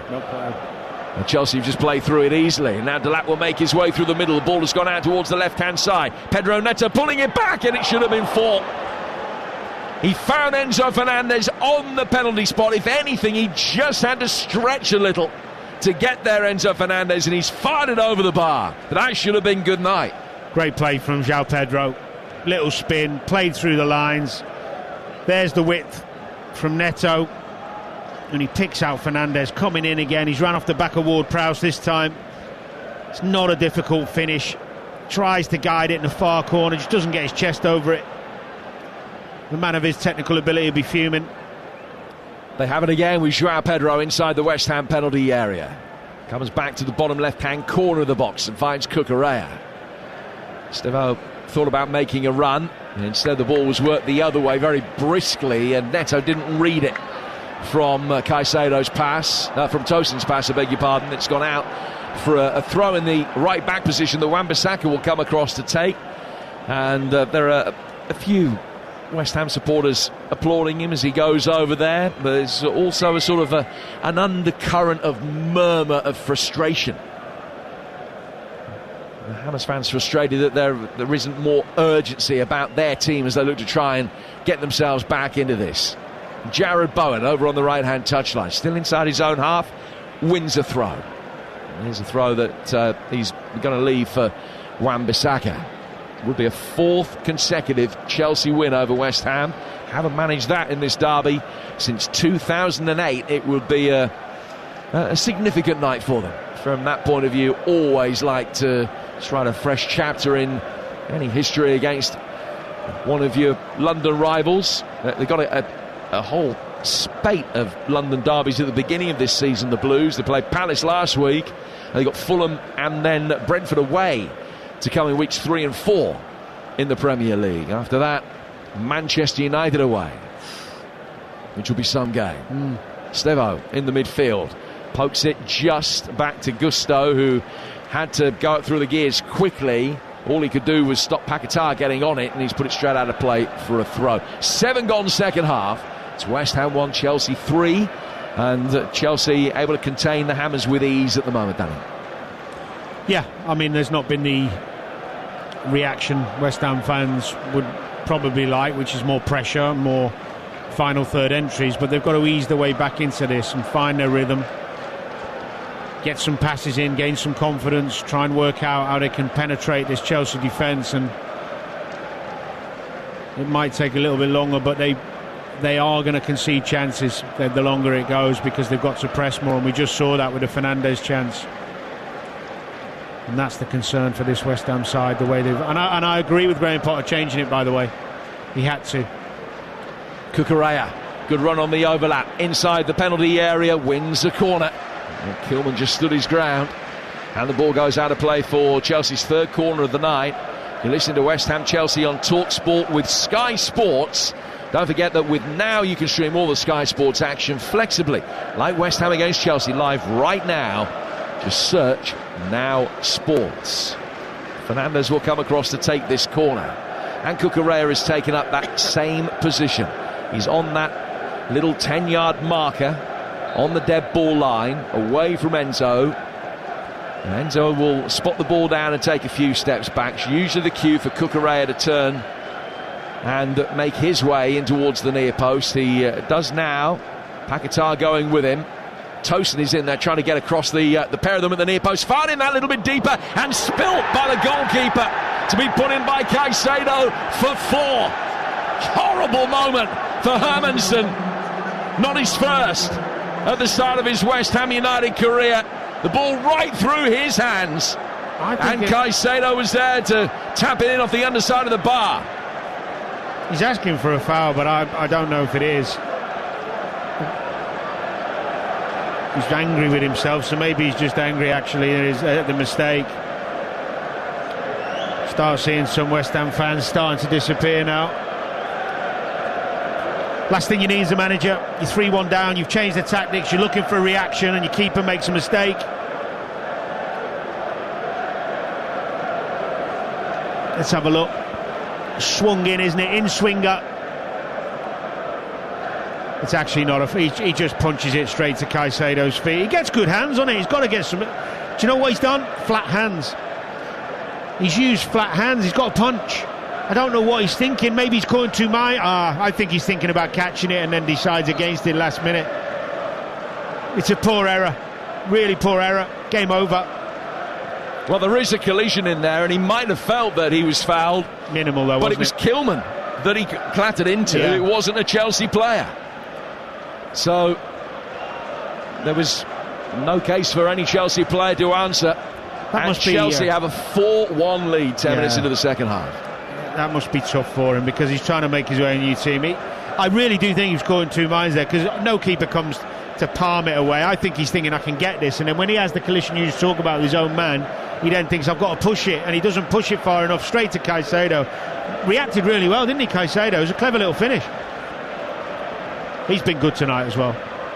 100th game for Chelsea. That's goal number 4 within that century of appearances. We'll be back in Sunderland for the full time in the rugby very shortly. West Ham bringing it forward here. Caicedo's there to mop up with the aid of Tosin, and Cucurella gets it further clear. A comfortable win for England at the beginning of their Women's Rugby World Cup campaign. Alfie Reynolds has got the details. Finished England 69, USA 7. England's pursuit of a World Cup victory on home soil is up and running, as dominant as expected on the opening night. 11 tries scored in front of a record crowd for a Women's Rugby World Cup game. Over 42,000. The full-time score, England 69, USA 7. Delap sends it wide for Neto. Chelsea looking for goal number 5 here. Neto trying to get the better of Kilman. He did get the ball in, but he couldn't find João Pedro. Souček was there to be able to poke it away. Cucurella back for Enzo Fernandez, and now to Tosin.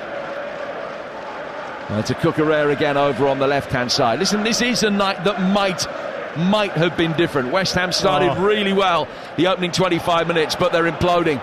Stevo wins a corner, forced to come across and toe poke that ball away from him. Did well. The problem West Ham have got really is the two centre-halves aren't the most athletic, and they're dealing with some really good players, and the full-backs are trying to open, but the gaps they're opening up all over the place. Probably why Graham Potter tends to play with the 5. The one thing Graham Potter will be seeing now, and he's obviously in a really difficult position, but he's going to see which players stand up and be counted. He's going to see who he can rely on and who can hold their head up and fight and run around and do the things you expect your players to do. Even at 4-1, do your jobs, make sure you keep working hard, keep trying to do the right things and minimise the damage. Chelsea's 4th corner. It's a Neto in swinger. Goalkeeper comes up, got stuck in traffic, it's nodded down past him and put in by Chalobah. It's 5-1. 2 in 4 minutes, and West Ham have still got half an hour of this to endure. A night that started with a world-class goal and plenty of positives. But before the hour mark, it has transformed into a complete hammer horror show. West Ham 1, Chelsea 5, and it could get a lot worse yet. Is that 3 set plays, is it? I think. I mean, I'll refer to it again because we talked about it. It's basics, isn't it? Can you win your headers? Can you win your battles? Another in-swinger. First header's won, not the second, and I don't know who's picking up Chalobah. He deserves a goal, he's been outstanding.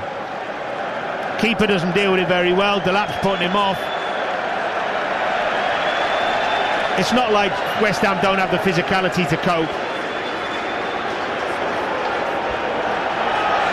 And now there's an incident where a young West Ham fan has run onto the pitch, and he was, I would imagine, 9 or 10. Adult West Ham fans took exception at the steward's attempts to stop him. So the young lad managed to get back into the crowd, and 1 or 2, in fact I think it is only 1 West Ham supporter is now being led away, being physically restrained, as he didn't like the way, as I say, that the West Ham stewards were trying to apprehend the youngster.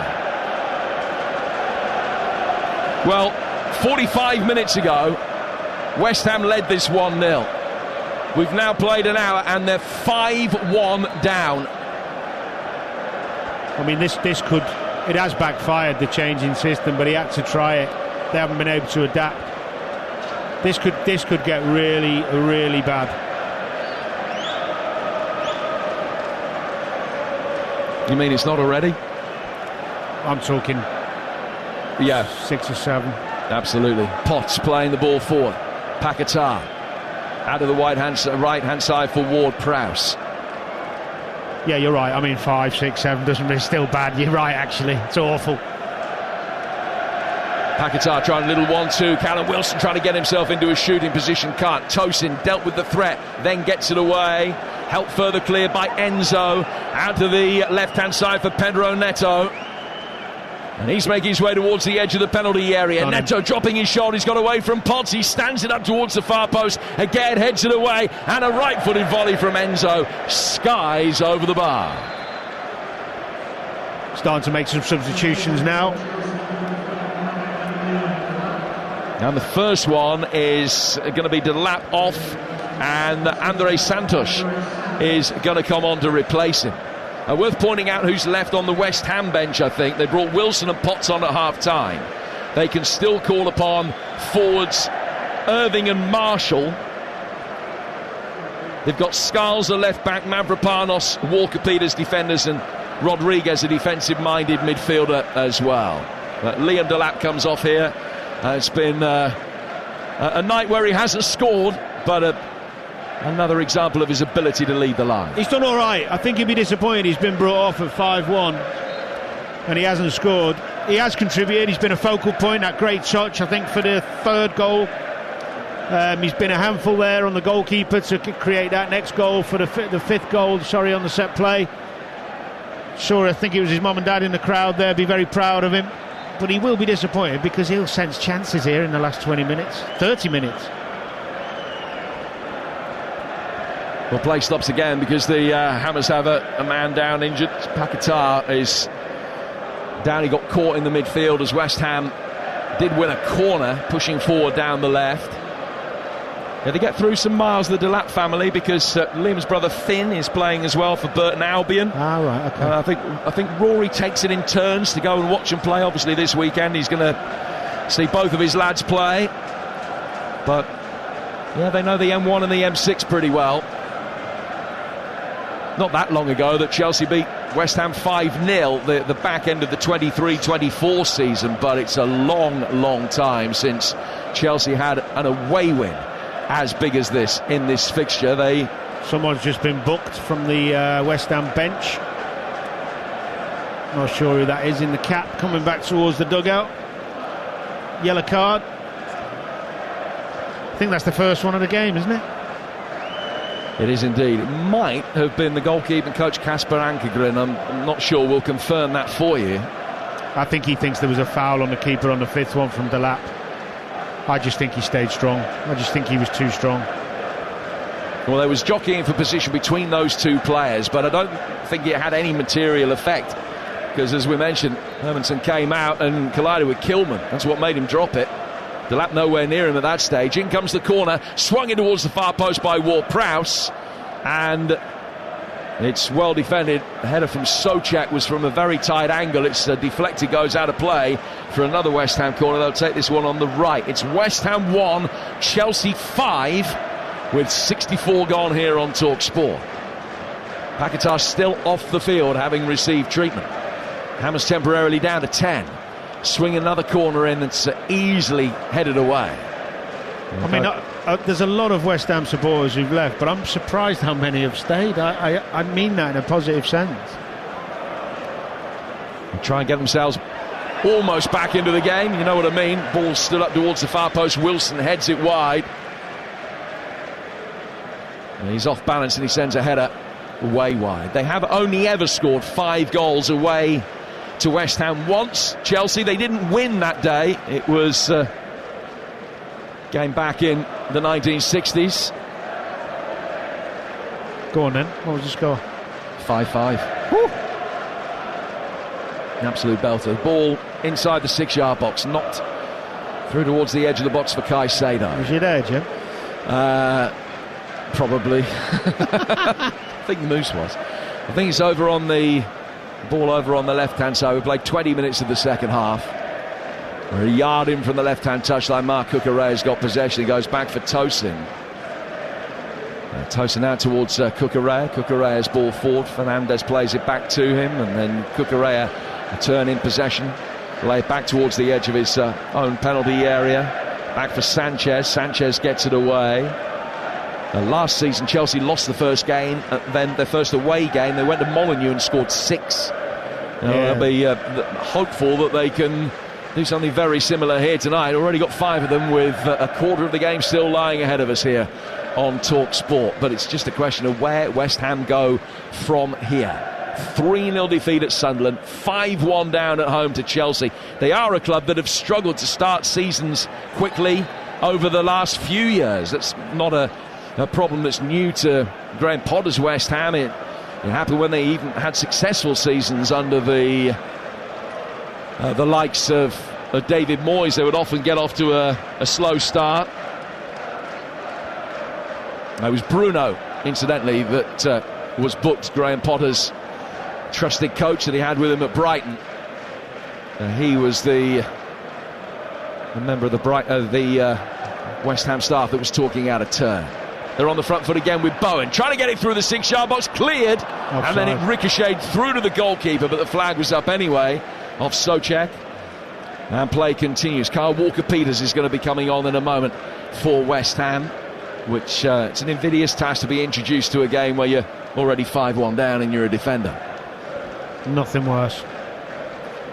Coming on as a player when the game's done and you're expected to do so, it's really difficult. You have to just go out there and just try and make an impact. Put yourself around, get on the ball, make some tackles. I like Walker-Peters. I think he's a decent player. He could be a good addition for West Ham. Andre Santos. Stevo. Gusto's ball in. Took a deflection. Just hit Freddie Potts on the way through. Potts can clear into Wilson. Wilson had a brilliant record against the Hammers. He got 12 in 16 against them in his career, including a memorable hat-trick here for Bournemouth early one season. He's worked it wide for Jarrod Bowen. Bowen towards the edge of the penalty area at the other end of the field. Might get a second bite of the cherry, but Cucurella denies him that.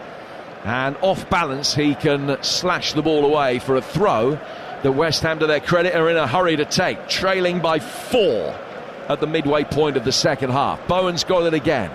Walker-Peters will be coming on.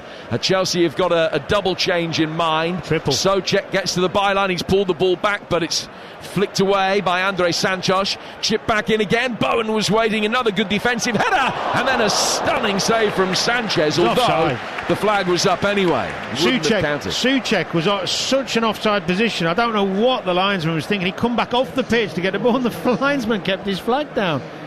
Brilliant save from Sanchez, though, wasn't it? So here are the changes. James for Gusto. Cucurella's coming off, and Uriel Harto is going to come on to replace him. And we're also going to see Fofana for Chalobah. So Enzo Maresca with the luxury of getting minutes into players' legs in a meaningful situation with the destiny of the points already assured.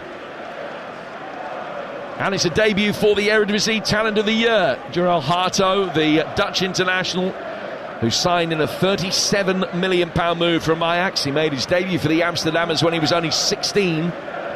And he comes on, he's 19 now, to replace Cucurella. It's a straight swap at left back. As I say, a player, when you're a full-back and you've been signed for 37 million, it just shows what your reputation is. He can play centre-half as well, can't he, I think?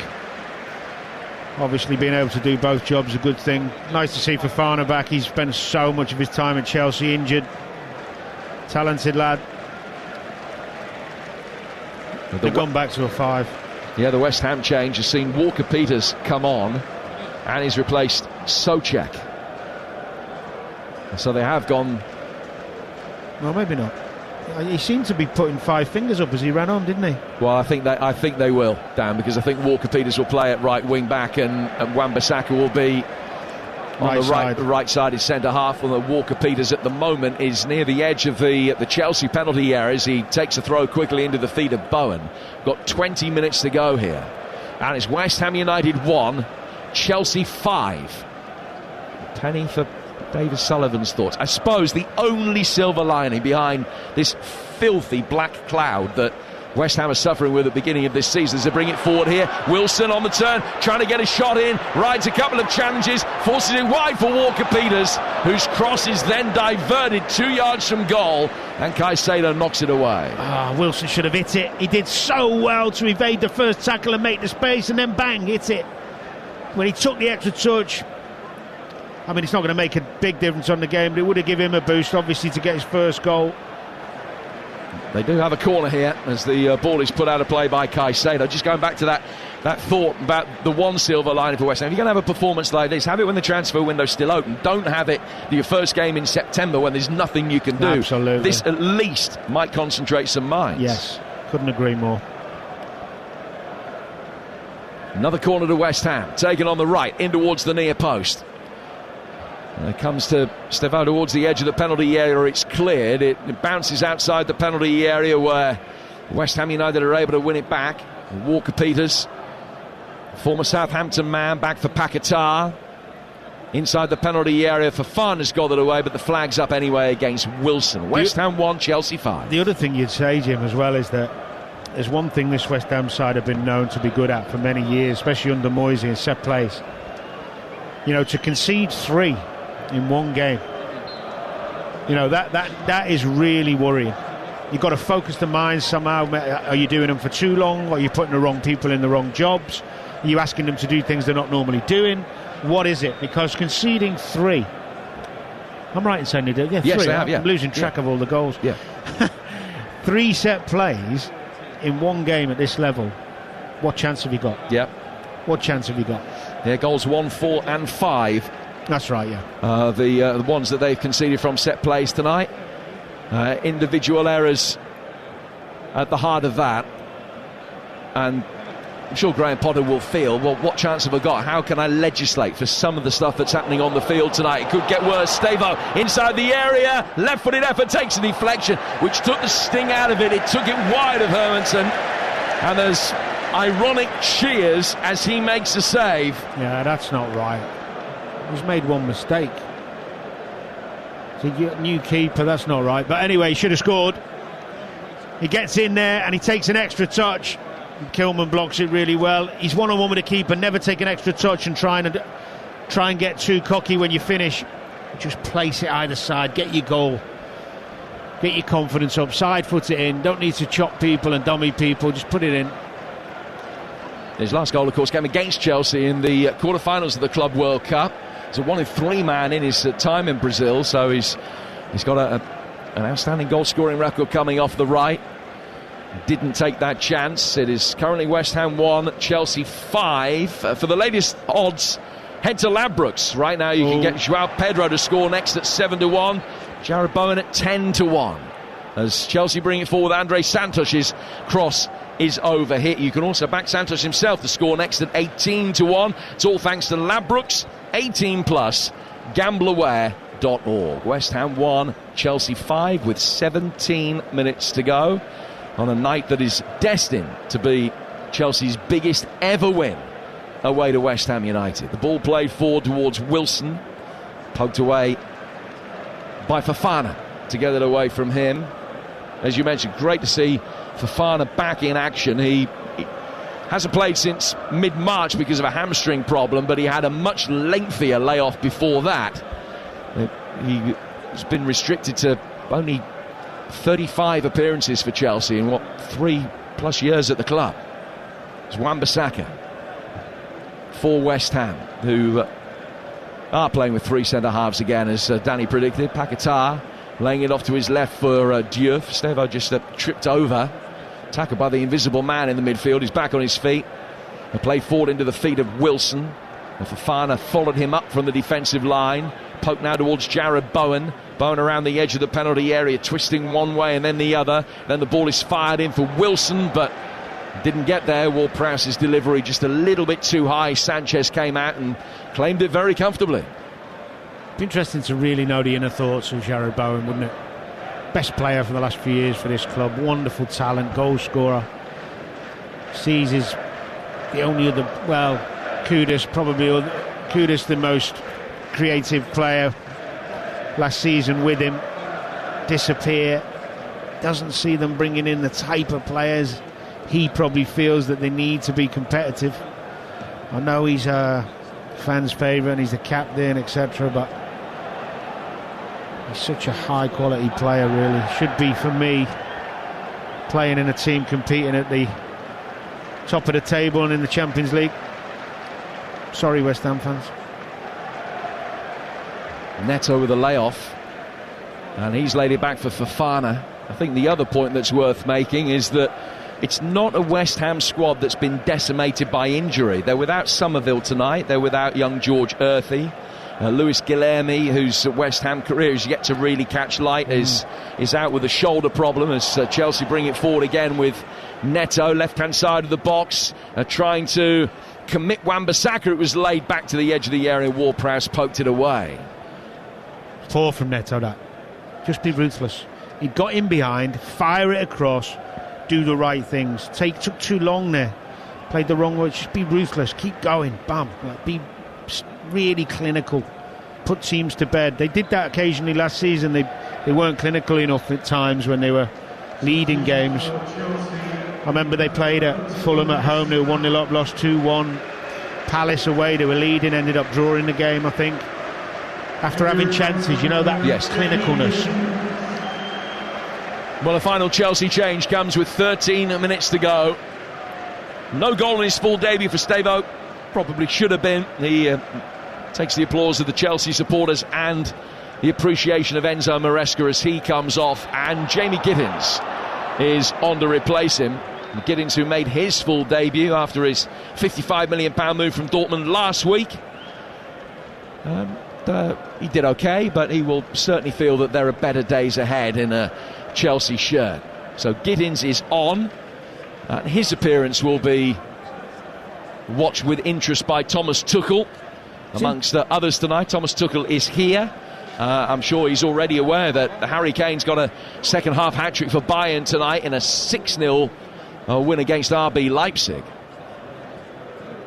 Here's Reece James in possession. James working it down to the right-hand side. England back in action the first week of September, incidentally. Home to Andorra and away in Serbia, and will be at both games here on TalkSport September the 6th and the 9th. You can hear both games as England continue the road to the World Cup. Here's Reece James, who wants to be a part of that. Has got the ball now on the Chelsea right. Finds Pedro Neto. You listen to West Ham Chelsea on TalkSport with Enterprise Rent-A-Car. Here for it, book now at enterprise.co.uk. 12 minutes to go. It's long since been over as a contest. And Chelsea we'll have to wait and see. Both talented players, of course. Both got plenty of time to grow. Both got real good strengths in their game. I would have understood it more if they got maybe more from Madueke and bought him for less, thinking that he can become better, but I don't see that one personally. Here's Neto coming in off the right. Giddins is over on the far touchline, the left. It's Caicedo. Plays it to Hato. There's a whole new look of down that left-hand side for Chelsea now. Hato and Giddins combining. Then the ball is worked back towards Fofana. Fofana on the edge of the centre circle. From him to Reece James. Not an awful lot of time for West Ham to recover after this. They go to Wolves in the League Cup in the week, Tuesday and Wednesday. We've got the League Cup covered for you with live action Tuesday night, Sheffield Wednesday against Manchester United. Sheffield Wednesday against Leeds United, I beg your pardon, on TalkSport 2. And then Manchester United are in action Wednesday. They go to Grimsby and will be there right here on TalkSport Wednesday night in North Lincolnshire. And we'll keep you abreast of all of the goals as they go in at the other games with reporters at the matches that matter, including that Wolves-West Ham clash. Here's Wan-Bissaka, put under pressure, turning on the edge of the D, and then able to get it away. It goes wide towards Walker-Peters, the right wing back down the line for Jared Bowen. Bowen getting the ball in, it's deflected off Tosin, and West Ham have a corner. It's a good run from Bowen. Nice play down that right-hand side. He's kept going, to be fair to him, trying to lead his team, doing the right things, making the runs, doing the pressing. I think we've talked about the obvious, which is basics, poor mistakes, poor decision making, but overall when you look at the team, there's a lack of quality. There really is a lack of quality, in really important areas on the pitch. Ward-Prowse sending this latest corner in, Kilman going up for it. He didn't get that far. It's been headed away. It might even have been a Gad that got there first. He's put it out of play for a goal kick that will be taken away to our left, and Graham Potter with his hand thoughtfully on his bearded chin must be wondering where to go next. He will not be sleeping well tonight. Their next league match away at Forest next weekend, and then Spurs and Palace come here in quick succession. Since he took over, the Hammers bottom for XG, for shots and for passes played into the box. And he's going to be the first Hammers manager ever to take fewer than 10 points in his first 10 home Premier League games. Just 9 in the 10 matches here as West Ham manager. They're damning numbers. But how much of it is down to Graham? How much of it is down to recruitment? How much of it is down to other factors? Exactly, I was going to say, we talked about it before the game, and he's not been helped. I don't know what he was told when he came through the door. I think he must have been told, or must have felt, that he was going to have this summer to try and improve this squad. They've lost one of the best players. They've only brought in players who are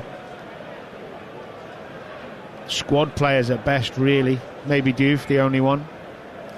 The keeper's come in and he's not hit the ground running.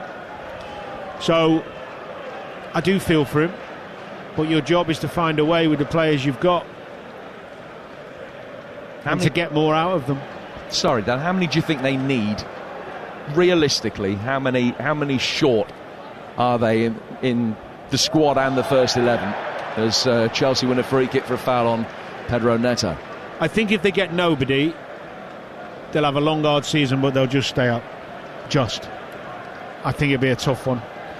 I think they need, to make it more comfortable, they need 3. I'd say 2 in the middle of the park who've really got athleticism and tenacity and get about the pitch. Don't even have to be the best footballers in the world. Just players who can do the yards and not be dominated. And then I also think they need a centre-half as well. If they're going to play 3 at the back, they need some depth, some cover, some pace, because 2 of the 3 aren't particularly quick. I'd be looking for a couple of midfielders and a centre-half, minimum. Bowen will get you goals, Wilson will chip in if he stays fit, Fulkrug will get you some, Somerville will come back, Paquetá should improve now, the weight off his shoulders with the charges gone. but they can't be conceding 8 goals in the first 2 games and expect to, progress and have a good season and expect the fans to be behind them. You've got to be hard to beat. You've got to be tough. He might get I was just thinking about something. He might get criticised for changing it half time because they conceded 2, but he had no choice. He was damned if he did and damned if he didn't, because if you stay as a 5 and they concede, you haven't had a go. He tried to make a positive change and it didn't work. And when you break football matches down, for 25 minutes they were pretty good. Yeah. 30 even, 25 minutes. Till the 3rd goal went in, it was a competitive game. Yep, absolutely. But for a very close offside call, they could have been 2-1 up with 20 minutes played. And how might the game have developed from there? Because Chelsea were poor in that opening 20 minutes. West Ham thoroughly deserved to be ahead when they went 2-1 down. But it has unravelled alarmingly quickly from that point. 5-1, Chelsea lead. We've got 6 to go. With TalkSport and James Ward-Prowse is in possession for West Ham. He brings it forward towards halfway. Plays it out towards Aaron Wan-Bissaka. He's gone square through the midfield. Now down towards Kilman. Kilman chipping it forward. And here's Diouf chesting it down. Good little 1-2 between him and Paquetá. Paquetá on the left-hand side of the penalty area. Forced away by Fofana. And it's good defending by Neto, who's done some tireless running tonight. He has. Looks fit, looks sharp. I like his work ethic. Very prepared to do his work going back the other way. Just ran out of room here. He's conceded a throw, which has been taken by Diouf. And having got the ball back, he works it through the midfield towards Potts. Potts out towards Wan-Bissaka. Wan-Bissaka out towards Jared Bowen. Bowen towards the edge of the penalty area will drop his shoulder, try and take his man on. He's still travelling with the ball, and Tosin puts it away. Out of play for a corner. Carlton Morris has equalised. Live over on TalkSport 2. It's Derby 1, Bristol City 1. That game about to go into 4 minutes of added time. 1-1 there at Pride Park between Derby and Bristol City. Not too many signs of a late equaliser here. It's going to be some story if West Ham can find one. They're 5-1 down in the 86th minute. Hato just had a little lesson. If you get too tight to the clever players we've got here, like Jared Bowen, can't get too tight and get spun and get run out like that. It was just super play from Bowen again, that was. Tosin came across, conceded the corner. Yeah. West Ham have done nothing with it. It was fired in again with a high tariff chance. Heads high and wide, and there are empty white seats everywhere you look. Chelsea end still packed to the rafters, but for West Ham this has been a really chastening night. In some ways I don't think it's been a surprise. I think we all expected Chelsea to make chances and score some goals. I'm surprised at the manner of some of them. If you'd have said to me Chelsea are going to score 3 set plays against West Ham tonight, I'd have probably scoffed at that, because we know that West Ham have been a good set-piece side for a long time, and as I said before, there's going to be reasons for that. Potts just got caught in the midfield, play continued, then Hato came and dealt with Bowen, and he's the first player to receive a yellow card tonight. He's tracked Bowen back into a central position and leant into him. He knew the danger of letting him get past there. So Hato in the book with 3 to go. So I think if you're losing 5 at home and at least 8 of your players haven't been yelled, there's something wrong. Tough school, Dan. No, I know I'm exaggerating a little bit to prove the point. But I get the point. I don't remember a time you'd think he's, they're all angry now. They're all putting a foot in and going. I don't know. Maybe I'm. Walker-Peters getting inside the penalty area. Paquetá trying to shape up for a shot, and then Ward-Prowse got caught. Fofana caught his trailing leg, and it is a free kick almost in prime Ward-Prowse territory.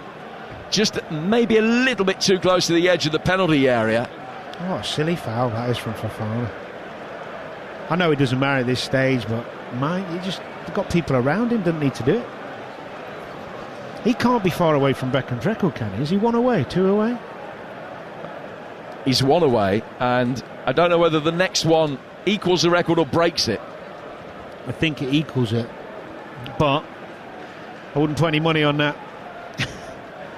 You put more money on him being able to score from here than our statistical excellence. Do you know what? It's a surprise he hasn't scored one for a while, actually.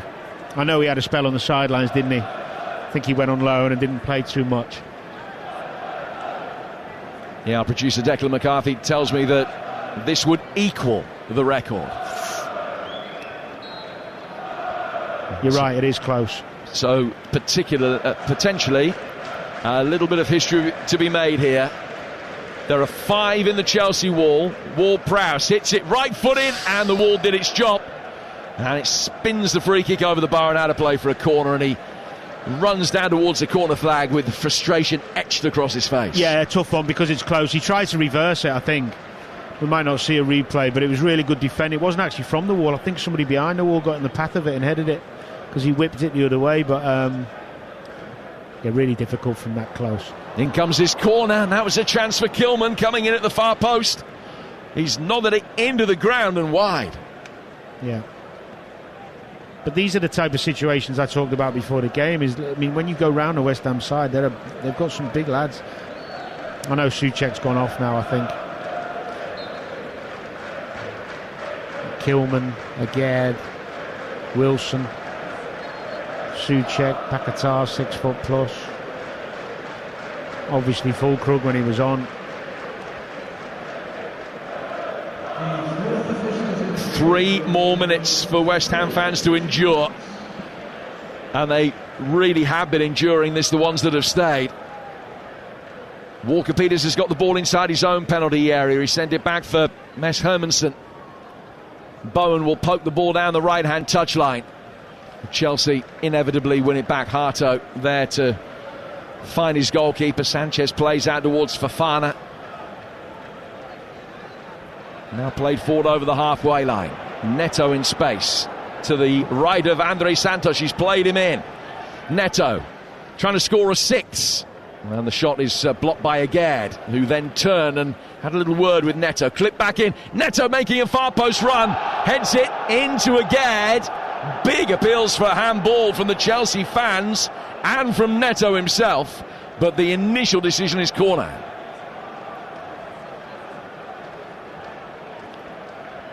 Good ball, actually. Ooh. A bit close, isn't it? Did hit his arm, but he's right. He heads it. No, it's not a penalty. Well, the left arm is out in an unnatural position, but has it hit high up enough up the left arm to spare his blushes? I think proximity is the key here. Yep. Jared Gill at the VAR and agrees with you. Well, that... I don't mean with any deceitful manner. I mean subconsciously. If you're sat in VAR, you think, you know what, it's a bit close. Leave it. In comes the corner instead, in towards the near post, and it's an awkward in-swinger from Neto that was on target. It's dealt with in front of Hermansen. Comes back out towards Neto. Enzo Fernandez clipping the ball in. Hermansen has come out and caught it. More ironic cheers. It's horrible. Might take him a while to win them round. And this, remember, just his second game for the club after his move from Leicester City. Ball played out towards Diouf. All over by the shouting now with 40-odd seconds to go. It's been all over in terms of a contest since just past the half-hour mark. Freddie Potts trying to play a 1-2 with the visibly tiring Diouf. Well played by Reece James to be able to turn away. 1-1 the game in the Championship's finished live over on TalkSport 2. Point for Bristol City at Derby. Here come Chelsea looking for the cherry on the icing on the top of the cake, but Neto's just been crowded out of it inside the penalty area, and Agard's knocked it away, finding Paquetá, and he's been fouled by João Pedro. And this free kick to West Ham might just be the last action of the game. Trying to be a bit clever there again, Neto. I know he's tired and he's ran himself into the ground, to be fair to him, but anyway, job done. Well played, Chelsea. Great reaction from going a goal down. Lots of good performances. They'll be really pleased. the boos ring round the London Stadium, they would have been much louder still had 35,000 West Ham United supporters not already been on the tube home. This, a torrid night. They've been playing Chelsea in cross-capital clashes for 102 years. Never have they been beaten on their own patch by the Blues as heavily as this. They went 1-0 up with a world-class goal. Even when Chelsea went 2-1 up, Hammers still deserved to be ahead. But it unravelled very quickly. And the danger is that West Ham's season might just go the same way. Tonight, they have been battered and bluesed in the London derby. West Ham 1, Chelsea 5. Where do the Hammers go from here? Well, from bad to worse for West Ham United. Just 2 games into the new campaign, they've conceded 8 goals, they've lost both games, they already face the ire of their fan base. The outlook is bleak unless this squad is strengthened. Graham Potter says there's no silver bullet. He needs to be careful he doesn't step into the crosshairs of the West Ham United board. 20 Premier League games, just 5 wins, and without a win at home since February. And now his side allowed Chelsea their biggest ever win away at West Ham United in a league game. It might not be crisis yet, but it could well be heading that way. We're going to hear from Potter, we'll hear from his counterpart Enzo Maresca as well, live on TalkSport from the tunnel at the London Stadium, so don't move a muscle. Sports Bar Weekender on the way with former Hammer Carlton Cole and Adam Cattrall. West Ham fans, where does your side go from here? Do you still believe that Potter can turn things around? 03717 223344. You can also send us a voice note on WhatsApp. If you've just left the London Stadium, send it to the same number. Give us your review on what you've seen tonight and keep it clean if you can. 03717 223344. Danny Murphy, on what we've seen tonight, you said it in commentary, there was a lack of resilience from West Ham United. Do they lack leaders? You know, the same as at Sunderland, 1 goal became 2, became 3, and so much experience leaving the club in the summer. Was that why they lack resilience? No, I think there's players like Ward-Prowse, Kilman, Souček, experienced, Jared Bowen. They're not a young group of inexperienced, lads who are being overawed by the pressure or the occasion. There's something not quite right in the way they're set up. They don't look completely comfortable. I think there's a lack of athleticism in the team, which never makes games easy when you're playing against such dynamic teams such as Chelsea. But the basics that Graham Potter talked about, and I've said it, I've touched on it a couple of times tonight. He's right. The basics are crucial to getting good results at this level, and for some reason, it's not happening. The basics. I'm talking about winning headers on set plays, tracking runs, getting caught in possession, communication, people running off the back of you on your right, on your wrong shoulder. Simple things that really shouldn't be happening that often at this level. And that can only be a couple of things. One, the manager's messaging ain't quite right, or the players aren't up for the task. Are we putting too much emphasis on the transfer window? There's all this conversation, and Graham Potter said there's no silver bullet, but there's all this conversation around West Ham United needing players. On the basis of what you've seen tonight, is that because they haven't done enough business in the window, or is that just currently a poorly coached team playing badly? I think it's I think both. I think there's a definite lack of quality, which is the recruitment and the bad spending in previous years. And I also think some of the players aren't quite sure on what their roles are, and they're a little bit in between. I don't think they're not playing for him. I just don't think the message is clear. And even in the first half, there was times where Bowen was up front with Fulcrum, and there was times where Bowen dropped in on the right, and they ended up Paquetá on the left and a 5-4-1, and then it was a 5-3-2 at different spells in the first half. So I think I'm quite good at spotting it, and I was like, what are you trying to do here? Does his job depend on how the rest of the transfer window goes for West Ham? Ultimately, yes. Yeah, I mean, he's not going to be able to give these fans the performances he wants with the squad he's got. Just very quickly, they did score 5 tonight. How good were Chelsea? I thought they responded to the early setback quite well. The equaliser was the big key, because that just settled them down again. And then they grew in confidence. they've got great rotation of positions. They've got high quality. I still think in the first 20 minutes you saw the vulnerability at the back.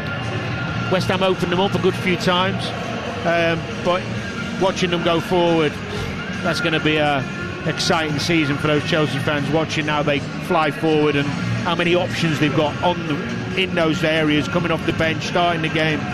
Little downer on Cole Palmer. They'll be fingers crossed that he's going to be okay, but defensively, still a few little things you can see there that might be problematic. Things to work on for Chelsea despite a big win. They face Fulham live and exclusive on TalkSport next Saturday lunchtime. Next up for West Ham, a trip to Wolves in the EFL Cup on Tuesday night before a trip to the City Ground in the Premier League to face Nottingham Forest next Sunday. Elsewhere tonight, by the way, in the Championship, Derby won, Bristol City won. Carlton Morris with his third in 3 games. 86th-minute goal to cancel out Scott Twine's first half opener in the Scottish Championship. Finished Wraith 2, Dunfermline 0. Women's Rugby World Cup began tonight. England 69, USA 7. In rugby leagues, St Helens 16, Hull FC 6, Lee 36, Salford 6. Time now here at the London Stadium, though, for us to pick our man of the match with Enterprise Rent-A-Car. The Here For It hero on TalkSport with Enterprise Rent-A-Car. Whatever it is, we're here for it.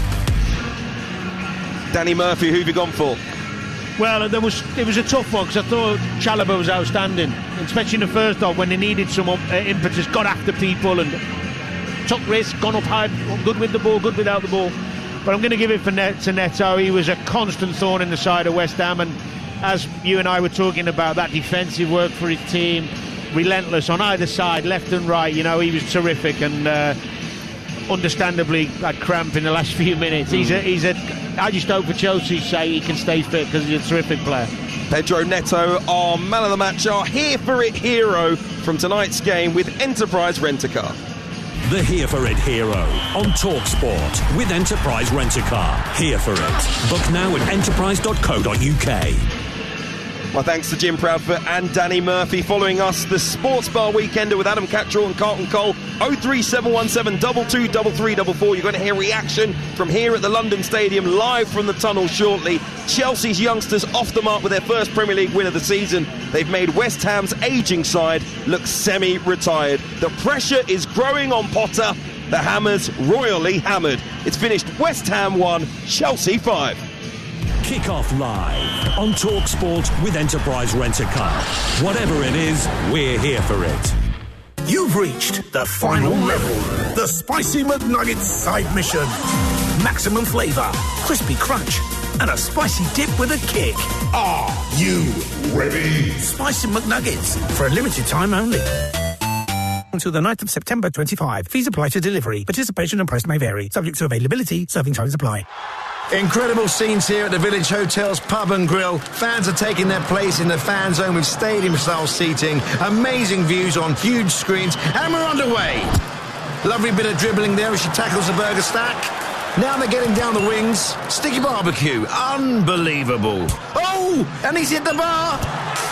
And it's there. His favourite ice-cold beer. What a result. Catch every game live in the Pub and Grill at Village. Get in. Find out more at villagehotels.com. He's having a blinder. He's clipped the post. He's looking formidable. Then... Substitution. His game might be over, but yours isn't.